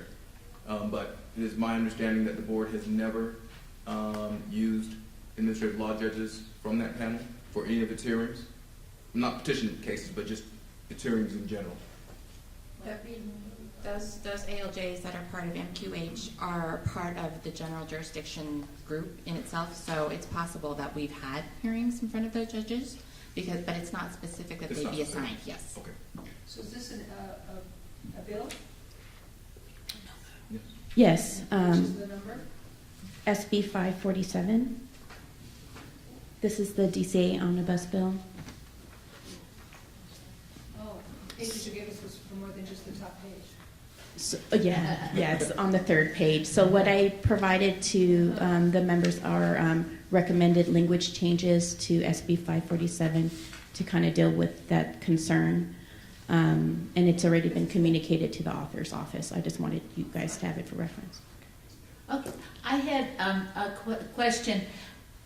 If we do this, will we still have oversight? In other words, will we be reading these cases and hearing these cases? So what's the difference in the process as far as the board's concerned, or is there one? The petitioners would not physically appear before the board. They would appear before an administrative law judge who would conduct a hearing and issue a proposed decision. The proposed decision would then be presented to the board through the mail vote process, where the board members would have the opportunity to consider the ALJ's recommendation for a decision. Thank you very much. So we still have that process of board oversight on these cases? It Correct. doesn't change anything. So will we ever have any hearings anymore? No, we would. You The board still still have the has the option. discretion. This says we can send it to OAH, or the board can hear the petitions. Okay. All right. Any other questions from the board members? I'm going to make a recommendation that we support. I second that. Any public comments? Seeing no public comment, call for the question. Michael Jackson, yes. Barbie Yaroslavsky, yes. Elizabeth Woods, yes. Trandy Phillips, yes. Imelda Seha Bedgood, yes. Florida De La Cruz Reyes, yes. Our next bill, Senate Bill 796, is Senator Hill's bill related to uniform standards. This bill was last amended September 5th and is currently in the Assembly for third reading. The board has not yet considered this bill. The Legislative Committee considered the July 17th version of the bill and is recommending the board take a watch position. The more recent amendments on September 5th does not affect the board. And then just to provide a quick summary of that bill. The bill requires by January 1st, 2019, that DCA's Substance Abuse Coordination Committee review the existing criteria for drug and alcohol testing and determine whether the existing criteria should be updated to reflect recent developments in testing, research, and technology. The committee shall consider best practice information from sources including the American Society of Addiction Medicine. If this bill passes, we would want to be mindful of any drug testing changes recommended by that committee, and we would need to consider it in terms of the disciplinary guidelines, which right now are undergoing the regulatory process to incorporate the uniform standards. Are there any questions from the board members? I'll make a recommendation, we watch. Second that. Public comment? No public comment, call for the question. Michael Jackson votes yes. Barbara Yaroslavsky votes yes. Elizabeth Woods, yes. Trendy Phillips, yes. Imelda Seha Bedgood, yes. Pilar Dela Cruz Reyes, yes. Okay, our last bill, Senate Bill 799, is the board sunset bill. This bill was last amended August 24th and is currently in the Assembly for third reading. The board last took a support position on the bill as introduced and a watch position on the amendments. At the direction of the Legislative Committee, a letter was submitted to the bill author as well as the chairperson of the Assembly Committee on Business and Professions. A copy of that letter has been provided in your meeting materials. The most recent bill amendments removes the mandatory reporting provisions and instead would require the California Research Bureau to prepare and deliver a report to the legislature by January 1st, 2019. The report will evaluate to what degree employers report nurses to the board and offer options for consistent and reasonable reporting mechanisms. Are there any comments from the board? I have a question regarding the reporting of nurses. Do we have the guidelines, specific guidelines in terms of, who could report and what they report versus anybody just picking up and calling? Right now, anybody can report a nurse, but it's not mandatory. Right? Yeah. So we're saying that this bill would make it mandatory, as I understand it? Or am I? No, that provision was taken, that was taken language out. is- Okay. Yeah, they Okay. struck that language and it's more data collection and to determine to what degree nurses aren't being reported to the board. So we're basically looking into the matter further. Okay, thank you.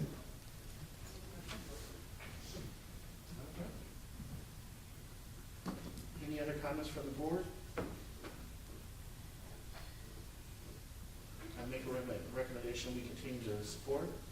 Second. Any public comment?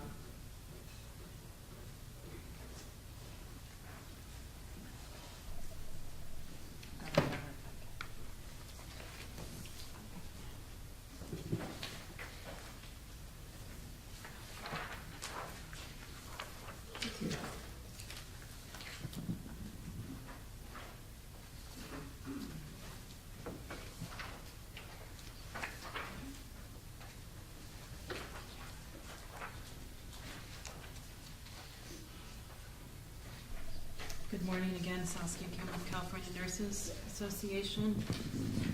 I've just handed you our updated letter on the bill. And while we appreciate the sunset extension and the CRB report moving forward in lieu of mandatory employer reporting, we do remain opposed to the bill. We believe the report has loose parameters, overly broad language, and presupposes an outcome. As you know well, CNA opposed the prior language in SB 799, which required employers to report nurses to the BRN because it would have allowed employers to retaliate against nurses who may be speaking out for patients or challenging unsafe patient care. We remain concerned that the current study language in the bill presupposes a result by its underlying assumption that employers are supposed to be reporting disciplined, quote-unquote, nurses. And the study language covers all disciplined nurses, and the breadth of this undefined term, we believe, cannot be overstated. So it could include and cover nurses who, for any reason, including being late for work too many times, are terminated from employment, as well as nurses who resign or who are suspended or simply receive a write-up or a verbal warning. In addition, we believe the timing of the report is challenging for the BRN because the bill also requires that the BRN's CE report is to be completed by January 1st of 2019. We also remain opposed to SB 799's provisions on the intervention program. We believe it's critical to provide an incentive to help nurses get out in front of their addictions, and continuing the investigation while nurses are in the program violates the spirit of intervention and works to disincentivize participation. And you'll see in the letter that I've passed out that we had submitted amendments which address our concerns and would remove our opposition, and then I've also attached a chart that we've prepared outlining all the ways under current law that nurses would come to the attention of the board. And we believe those safeguards, existing safeguards, are important to protect patients from substandard care. Thank you. Thank you.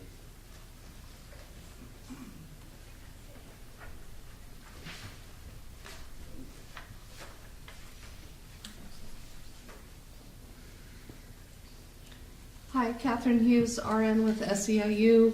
SEIU California is on record as opposed unless amended, and we have not changed our position for many of the same reasons that my sister from CNA pointed out to you, so I won't repeat them all. Thank you.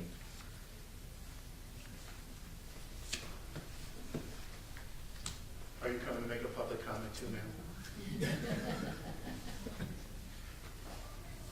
Seeing no other public comments, the board's position remains the same. Do I need to restate it that we support? It's the same. So just to clarify, the board's last position, it was to support the bill as introduced and watch the amendments. Correct. Do I have a second?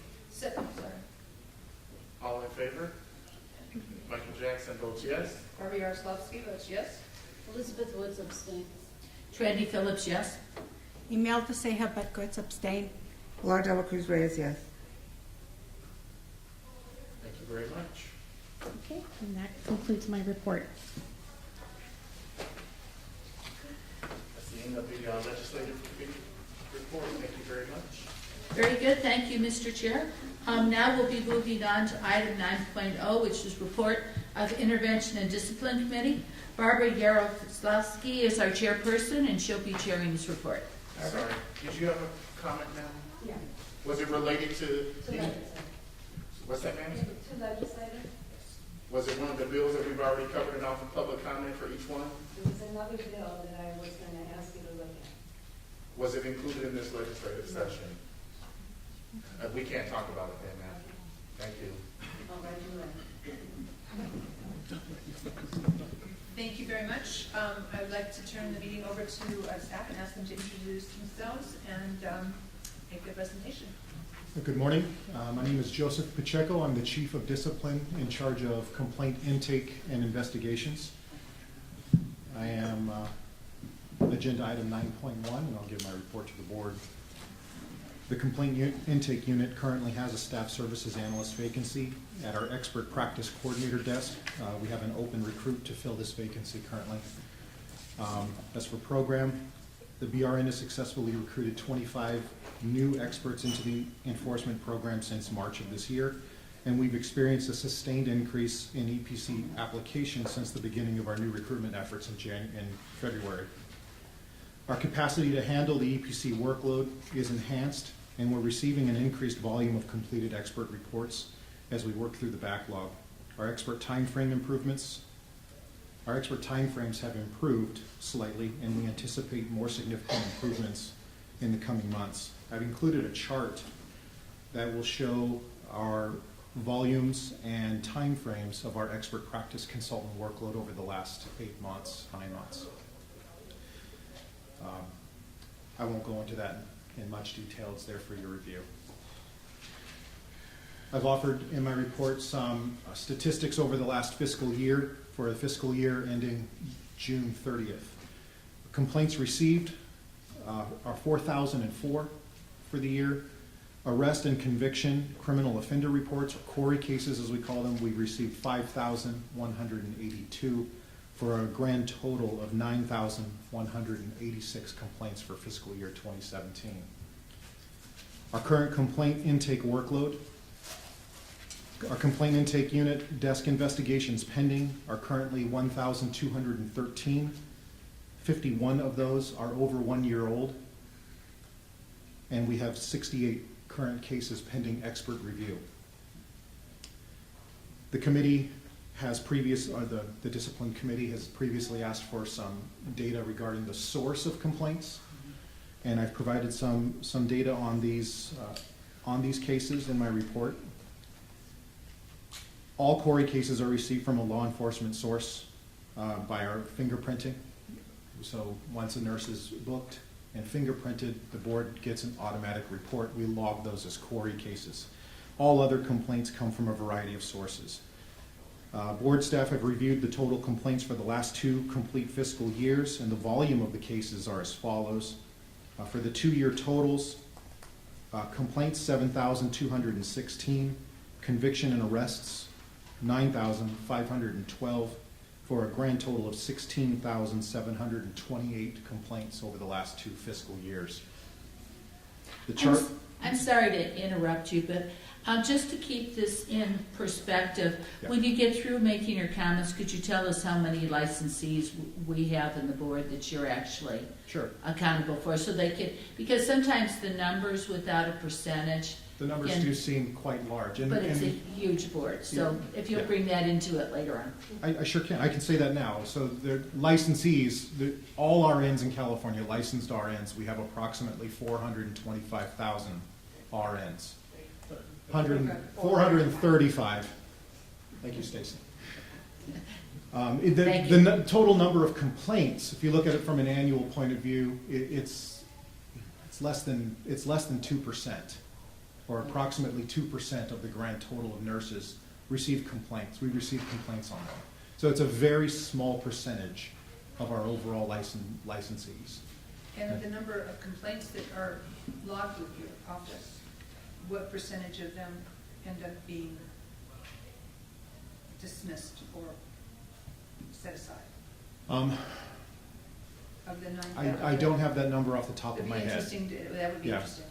I know that last year, and Shannon's numbers, I know will highlight the total number of final disciplinary actions that are made, and I think last year was close to 1,500, which is less than 1% of all nurses. So it's just tagging on. Yeah.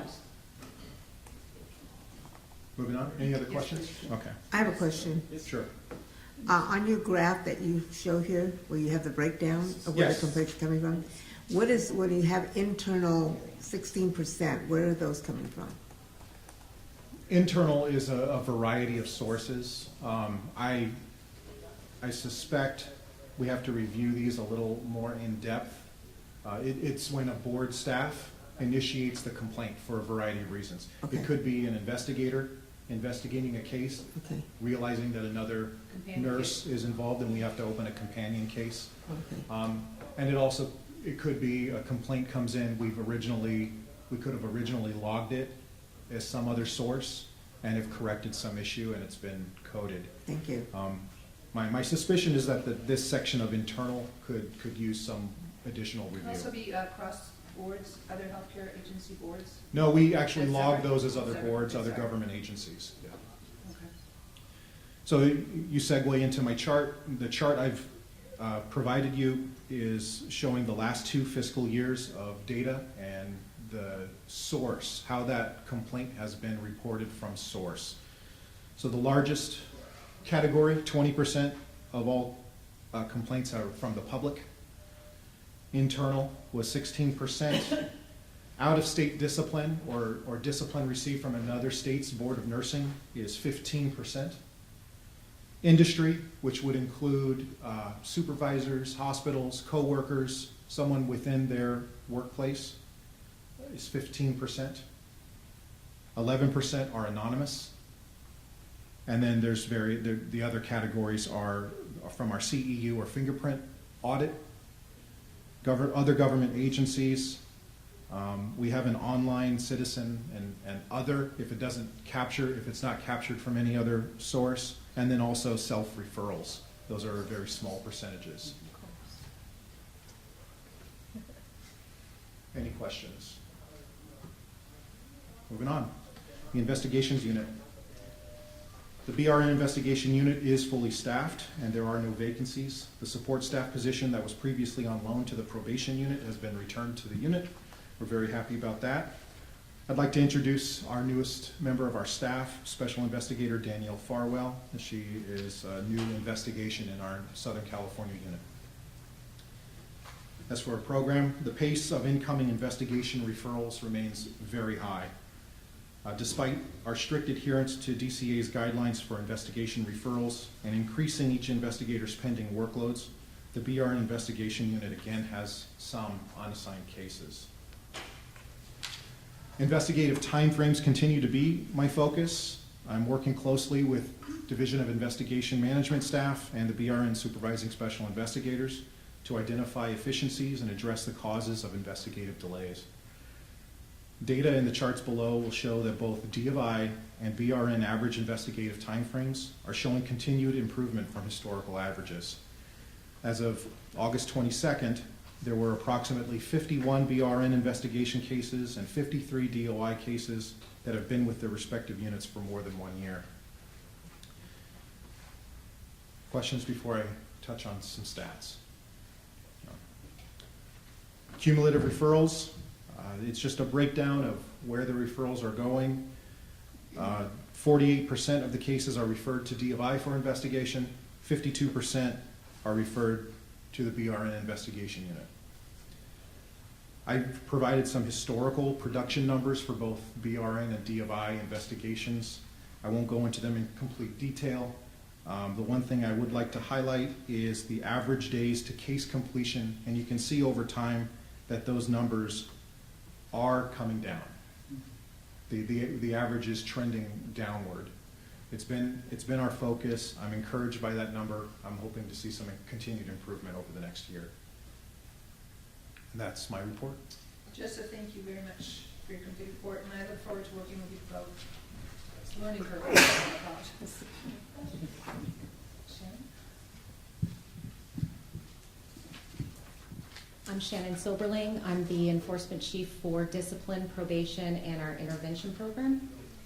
And I will start with agenda item 9.2, probation.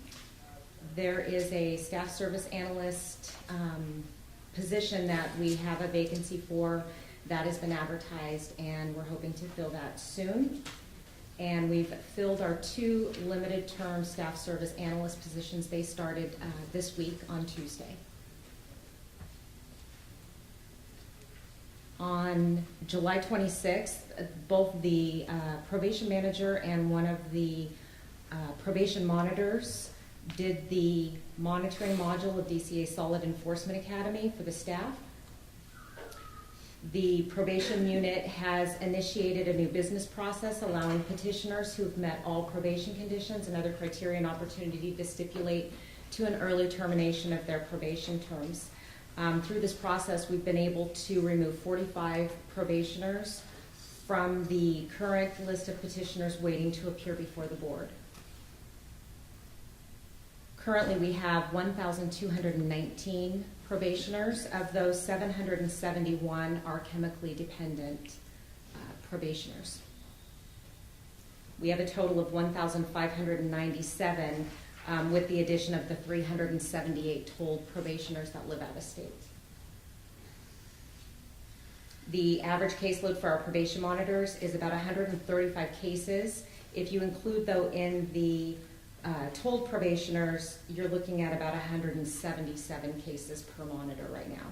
Even with the additional staff that we've just hired, we still have, it brings it down to about 133 cases per probation monitor, which is still higher, almost double than what we would like it to be. Any questions on probation? I've also included an attachment of the breakdown of all the probationers and the percentages based on gender and demographics. For the cite and fine unit, we are fully staffed in our citation desk. We have been issuing citations for the licensees who have not been compliant with the fingerprint requirement. And currently, just this fiscal year, we've issued 92 citations, ordered $85,450. We've received just over $13,000 of that. In the discipline unit, just today, we posted our associate government program analyst position. We are losing Tim Bunger, who was our SME for Breeze. Also, he has worked heavily in our audit with Joe and myself and in creating our reports for enforcement that have allowed us to monitor and track our cases. So he will be missed, definitely. His last day is tomorrow. For the discipline program, we began our pilot project of transferring cases to the AG's office via the cloud. We started with the San Diego office. We're hoping to roll that out soon, and then I'm looking forward to having stats in the future to see how we've been able to expedite our cases and move them a little quicker, since we are going via the cloud and not U.S. Postal Service any longer. Thank you. For the cases, fiscal year to date, we had transmitted 75 cases over to the AG's office. Currently, we have just under 1,300 cases pending with the Attorney General's office, and 432 of those cases are over a year old. We have about 100, just under 150 that are awaiting hearing at the to go before an administrative law judge. Do the timelines apply to the AG's office as well as they do to us? Timelines as in? Time frames that over a year? Yeah, I work with the, we have two Deputy Attorney General liaisons that we work with, Joe and I both work with, and we meet with them on a monthly basis to discuss cases, case movement, pending cases, our aging cases. So it's their focus as well. Okay, thank you. For our legal desk, we have served 118 pleadings. We have revoked 10 so far this fiscal year and surrendered 27 licenses. We haven't withdrawn any statement of issues yet this year, and we've adopted 119 decisions.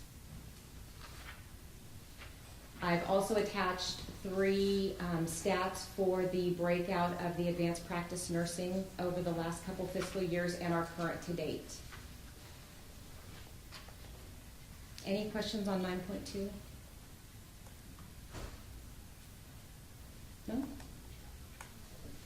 No, but what we're seeing though, from looking at the chart, is that the majority of advanced practice nurses are not in the proportionality of the discipline programs.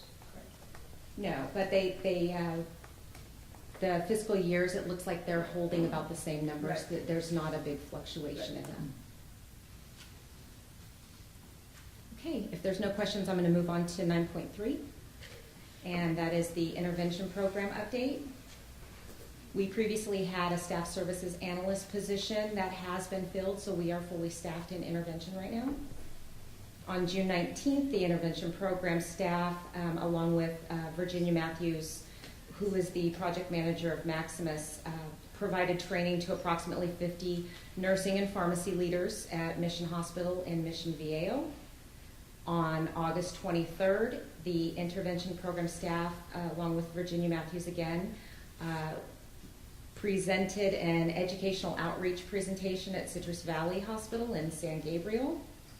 And August 17th, the intervention program hosted the third in a series of approximately 4 mental health ad hoc committee meetings. And the committee members are working to review all current practices and discuss different approaches and potential changes. There's currently 2 physician member vacancies, one in Oakland, which is the Intervention Evaluation Committee 13, and one in San Jose, which is the IEC 7. The statistical summary report is also attached. To date, there have been 2,210 successful completions in our intervention program. Any questions on 9.3? Nope. Any questions? No. Thank you. Please continue. That's it. Thank you very much for your report. Look forward You're to working welcome. with you as well. Any questions from any of you? Just want to say good job. Thank you. Excellent, Yeah. excellent job, Shannon. Thank you very much. Thank you. And thank you for the charts and the graphs. This really helps to Yeah. put it in better perspective. Sure does. We can drill down. Nice work. Thank you. Are you done with your report, Chairperson? Yes, I am. Okay, then we will be moving on to, thank you very much. We'll be moving on to the report of the Nursing Practice Committee. Elizabeth Woods is our chairperson. Please, Elizabeth, it's all yours. Can we couple minutes? If people want to stand up and stretch for a minute while she's getting ready.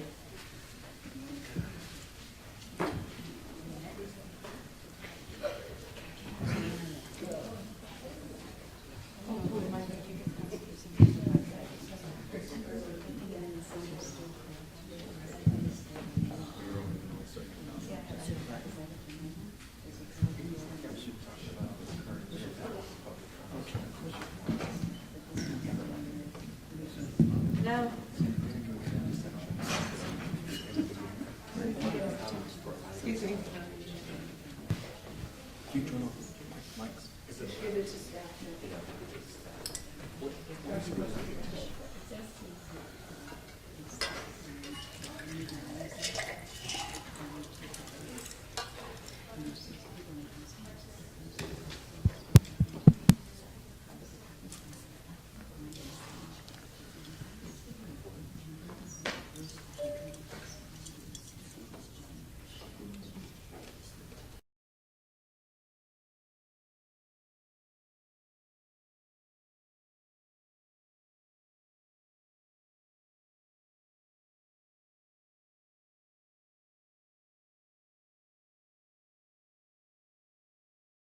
Very happy to be working with Jeanette, and we'll be working together to try to get as much information to people as possible. Thank you. And so we'll go to 10.1, the information on the Nurse Midwifery Committee. Thank you so We'll be much. meeting today. Am I on? Yeah. You are. This is Jeanette Wackerly, and I'm a supervising nursing education consultant in the Sacramento office, and I staff this committee. This first agenda item is simply information to let you know that you have draft meeting minutes here for the Nurse Midwifery Committee, and you'll see in the summary there that they are meeting immediately after this meeting is completed, and they will approve the meeting minutes. If there's any changes to them that are in this packet, I will let you know at that time. And Jeanette and I will be at that meeting also. Yes. So it's information only. Okay. The next item is 10.2. Discussion and possible action regarding the frequently asked questions concerning the scope of RN practice and medical spas, which we Thank you so much. dealt with some of it last time we met. This is a request of the practice committee to, because of, I guess, the number and types of cases that you're seeing that deal with medical spas and are in practice, that I went through the medical board's information and co-opted some of their statements in terms of putting it in light of frequently asked questions concerning RN practice in medical spas. So this is an action item that I would like you to approve the question and answers that are here. There may be more in the future looking at this based on what you tell me as a board needs to be addressed. But the first address was that we were seeing more cases regarding medical spas and RN scope of practice. Yeah, we're seeing a lot more cases in discipline also, nurses thinking they can just operate freely in a medical spa, which is not the case. And Jeanette very nicely put together the information, which is part of the information that you received today. And I would recommend that we go forward in using those questions until there's more information that we need to glean and make the questions from there. I second your motion. All in favor? Yes. Wait. Okay. So I want to thank you for putting this all together. I want to suggest that it's very nice that you put it all together and we're able to see this. The issue is how do we get this information out there? And in addition to putting it on the website, is there a way of doing email blasts? Is there putting it in red? Is there some way we can be noted on the website, important new information? Somehow to do something because, you know, something, we need to stop talking amongst ourselves and make sure our message is getting out there. So I would look to staff to come up with some kind of, with the chair of this committee, some kind of creative methodology to get this moving out there soon. You know, we've used our website many times on alerts, but if you I want to think a little bit about what would be the best way to inform the public. Associations can assist us with getting the word out. I think schools of nursing can appropriately give this to their students. I think there are many other ways, and if you'll give me an opportunity to look at it more closely, I'd be happy to, and come back with who's going to receive the information. Thinking strategically about this. Yes. Yes. We went through that meeting yesterday in our strategic planning.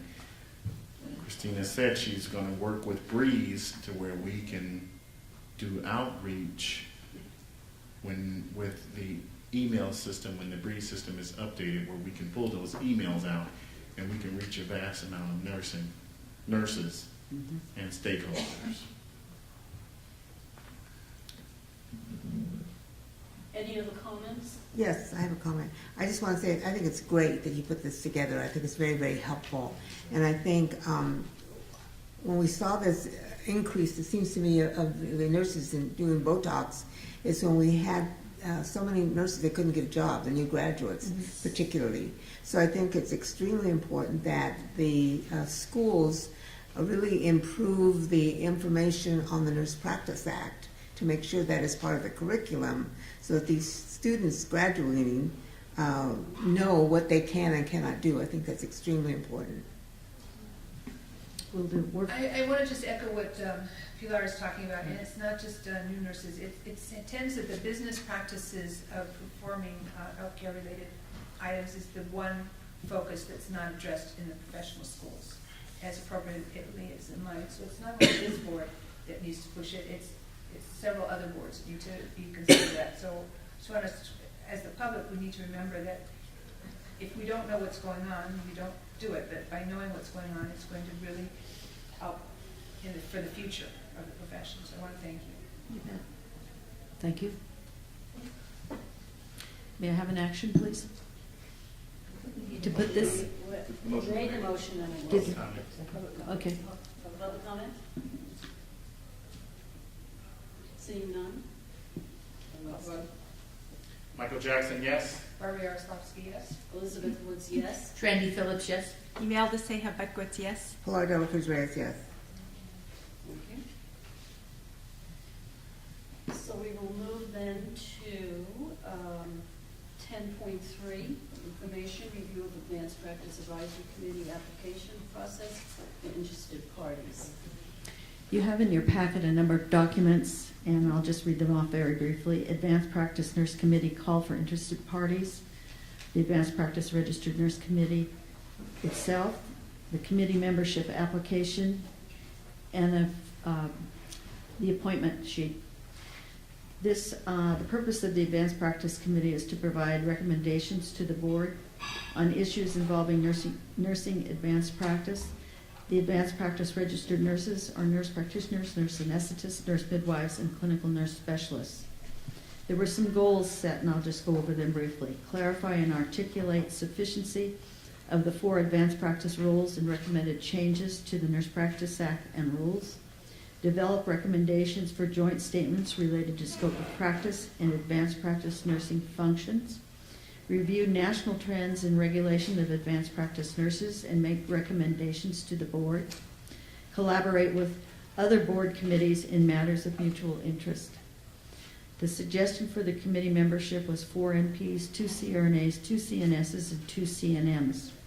The committee members are requested to have diverse backgrounds around the state, from different areas, agencies, practice sites, so that we have good representation of those advanced practice nurses. The suggestion is for committee meetings semi-annually in Sacramento. This is as a result of the Senate Committee on Business and Professions and Economic Development and the Assembly Business and Professions Committee, who recommended BRN establish advanced practice committees separate from the practice committee of the board. So this is a request to initiate the initiation of this group sending out applications to become a member of the advanced practice group. Now, the people who apply will be brought back to you, and you'll make the decision on who you want to appoint. Does that kind of make sense? Okay. So this is the processes that you will see in your packet. Is there anything that you would like me to do differently? Jeanette, thank you for putting that together, and I would like to make a recommendation to move this forward. Do you have any, Is this application going to be on the website? I was thinking of doing a blast to all the organizations and to individuals, and it can be on the website, it can be in any number of places besides the website. Okay. And we're going to be reaching out to all of the different specialty organizations Yes. and stakeholders to let them know. Did this need to be voted on? No. No. It didn't need to be voted on. This Your is just comment? instructions from the committee. comments from the committee? Comments from the audience? Mr. Parks, so how many APRNs are there? I can't do my numbers in my head. I'm mathematically challenged. So I would say at least there's 20,000 MPs, there's 1,000 or more CNSs, CRNAs, 1,000. So we're really talking about probably 23,000, 25,000 individuals. 23 to 25,000? 100. 23 to 25,000. 1,000. Oh, it is 1,000. It is She 1,000. said 20,000. I told you I'm mathematically challenged, so please. I'll be the timekeeper for your public comment. Okay. How much time do we have? A minute. 1 minute, Thank you. please. Okay, Alyssa Brown, past president of ANAC and board member of CACNS. I support this and I really appreciate you forming this. I have some very serious concerns about the composition and the unevenness. In looking at the purpose, it's difficult to find a reason to have more or less of any one group of APRNs on this committee. I urge you to reconsider and have just 2 representatives or 3 representatives from each of the 4 APRN groups. Having developed APRN groups in 4 medical centers and serving on national, state, and local levels on APRN groups, we strive to have an equal representation. Looking at the purpose and the goals, there's no reason to have any more or less on this committee, and I would say that we would have a more fair balance and better able to come to consensus if there's an equal number of people from each of the groups. Thank you. Hi, BJ Snell with the California Nurse Midwives Association. And as we brought to the practice committee back in August, we were concerned about the unequal numbers that were there. And I echo what Elisa has said. We would like the board to please consider having equal number of representatives from each of the APRN groups. The other question that I do have for the committee is I read through it, and I may have gotten it wrong, but it appears that there will be the number of members and then a chair. Is that a 13th member or 11th member or whatever, or was that chair to be identified through the members that are appointed to the APRN committee? My understanding is that chair is one of the members of the committee. Okay, thank you. I was unclear of that. And we would request that the board have, I understand that those numbers were put together arbitrarily. There was no knowledge of CNMA of those numbers. There was no knowledge of the CNS group nor of CRNAs when we've talked with them of having different distribution of numbers of members. The composition of the committee is contained within statute, and that's Business Professions Code Section 2770.2, which provides that one or more intervention evaluation committees is hereby created in the state to be established by the board. Each committee shall be composed of 5 persons appointed by the board. No board member shall serve on any committee. Each committee shall have the following composition: 3 registered nurses holding active California licenses who have demonstrated expertise in the field of chemical dependency or psychiatric nursing. Oh, Yeah, you're reading the different. I'm reading it in French, sorry. This is the advanced practice. I apologize. The advanced practice. This is a committee that we're just putting Should be a together at this point. And Okay, that's been got it. convened before. So we're starting from scratch with it. and we'll see what we need as we move along. But I still would suggest that we It wasn't move. clear in the materials. Okay, that wasn't clear to me in the materials, thank you. Okay. I would suggest that we move along with what we have, and that if that has to be changed at any particular time as things progress, then we'll be able to do that. So I make the recommendation that. There's no voting. You've already given instruction. And there's no voting.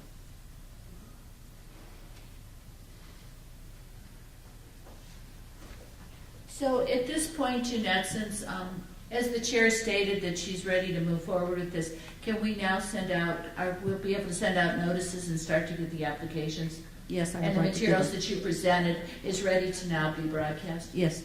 Okay, excellent. EJ, you have. Yes, I have one more question of the board. How did those numbers get come up with? If in fact it's going to be a 4222, where did those numbers come from? What information did the board receive as far as, developing those numbers? And why is it going to be held to that at this point? I don't mean to be a stickler, but I think there's been input from the other 3 advanced practice groups that this is, that we oppose having in different numbers. Obviously, it's a board decision, but I just want to make sure that we know and that the public knows how those numbers came about. Would that have to be agendized? Would that have to be placed on an agenda? Yes. So then that'll delay it. Say that, she probably wants to hear. What's your That will be, recommendation? Yeah, he has a recommendation. That it needs to be placed in the. yes, it must be placed on a board meeting agenda. For the committee meeting agenda, yes. Committee or board? Next month. The next one. Next month. Committee first? Committee first, and they'll make the recommendation at full board. So we'll have to delay it. This would be the applications out, which is not decide on. I would suggest that we don't put out the application until we have a little bit more input into it. Are we looking at being That's fair and fine. balanced or something? Yeah. We're looking at, what, being fair and equitable? Are we going by numbers and groups, or We will discuss that. We can we'll discuss it? We will look at it and come up with some The discussion. committees will Yeah. be more fair and equitable, and we'll look at specific numbers. I recommend that we look at, like you said, specific numbers of the numbers of groups and see if their numbers are representative of the numbers. Well, I don't want to say that we're not fair and equitable as it is now, but we can look at numbers.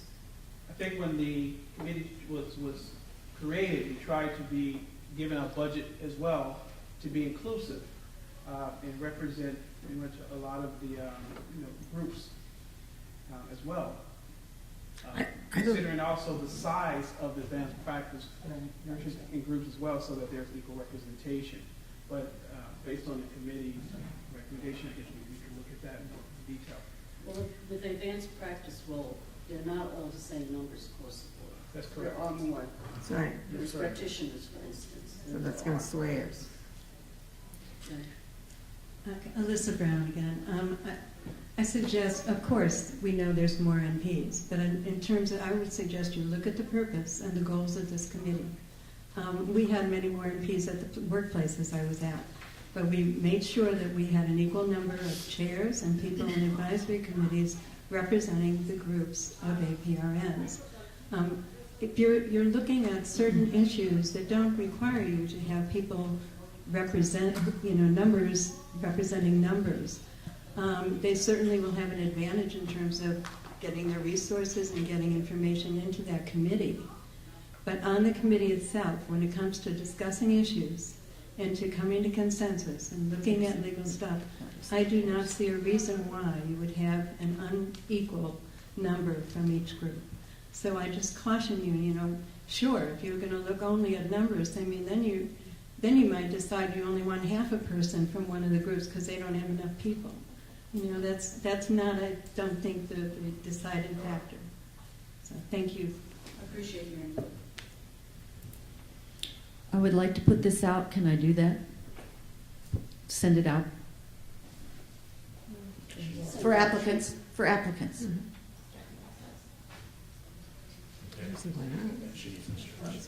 Yes.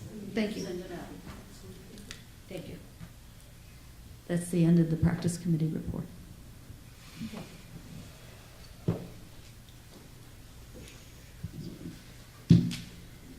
All right, that is the end of this meeting. Okay, thank you. Okay. Thank you, Chair of the committee, for your presentation.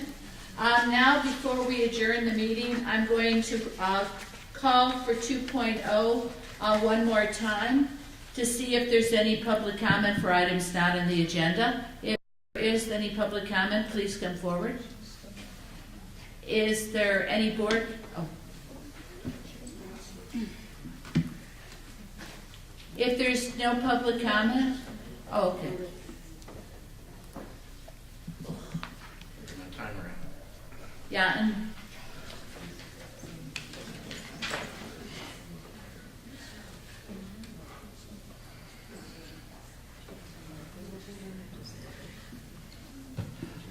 Geneviève Clapton. It's very obvious that meeting had no intense meaning for you because you tried to rush through this meeting like Sherman to the south. But anyway, it's very hard for me to move fast. And by the time, I can get out of my chair, it's too late. And to limit the speaking to 1 minute is really not appropriate, but that's my personal comment. Recently, I helped a patient at UC Irvine who was an elderly patient and 86 years old. And that's the worst patient care I have seen in many, many years. That was definitely, they wanted that patient to die. That's the worst elderly abuse I have seen. And when we confronted the RN about the care, she said, well, I don't care, my union will defend me. Very of concerns. Thank you. if you have additional public comment, please identify yourself before you start your comment. Thank you. Good morning. I think it's still morning. Shannon Smith-Crowley on behalf of the American Congress of Obstetricians and Gynecologists. And we just really wanted to thank the board for your swift action on the reversal of the approval of the continuing education on the abortion pill reversal and the cease and desist letter that was sent to Heartbeat International. We truly appreciate you standing up for evidence-based medicine. Thank you. Is there any additional public comment? And just for clarification, if I call for public comment or board comment, if I get an indication that any of you do want to make comments, that we don't have to rush, because I understand that it takes people some time. So now I'm going to come to item 11.0, and we'll be adjourning the meeting. Thank you all for attending. I hope to see you next month.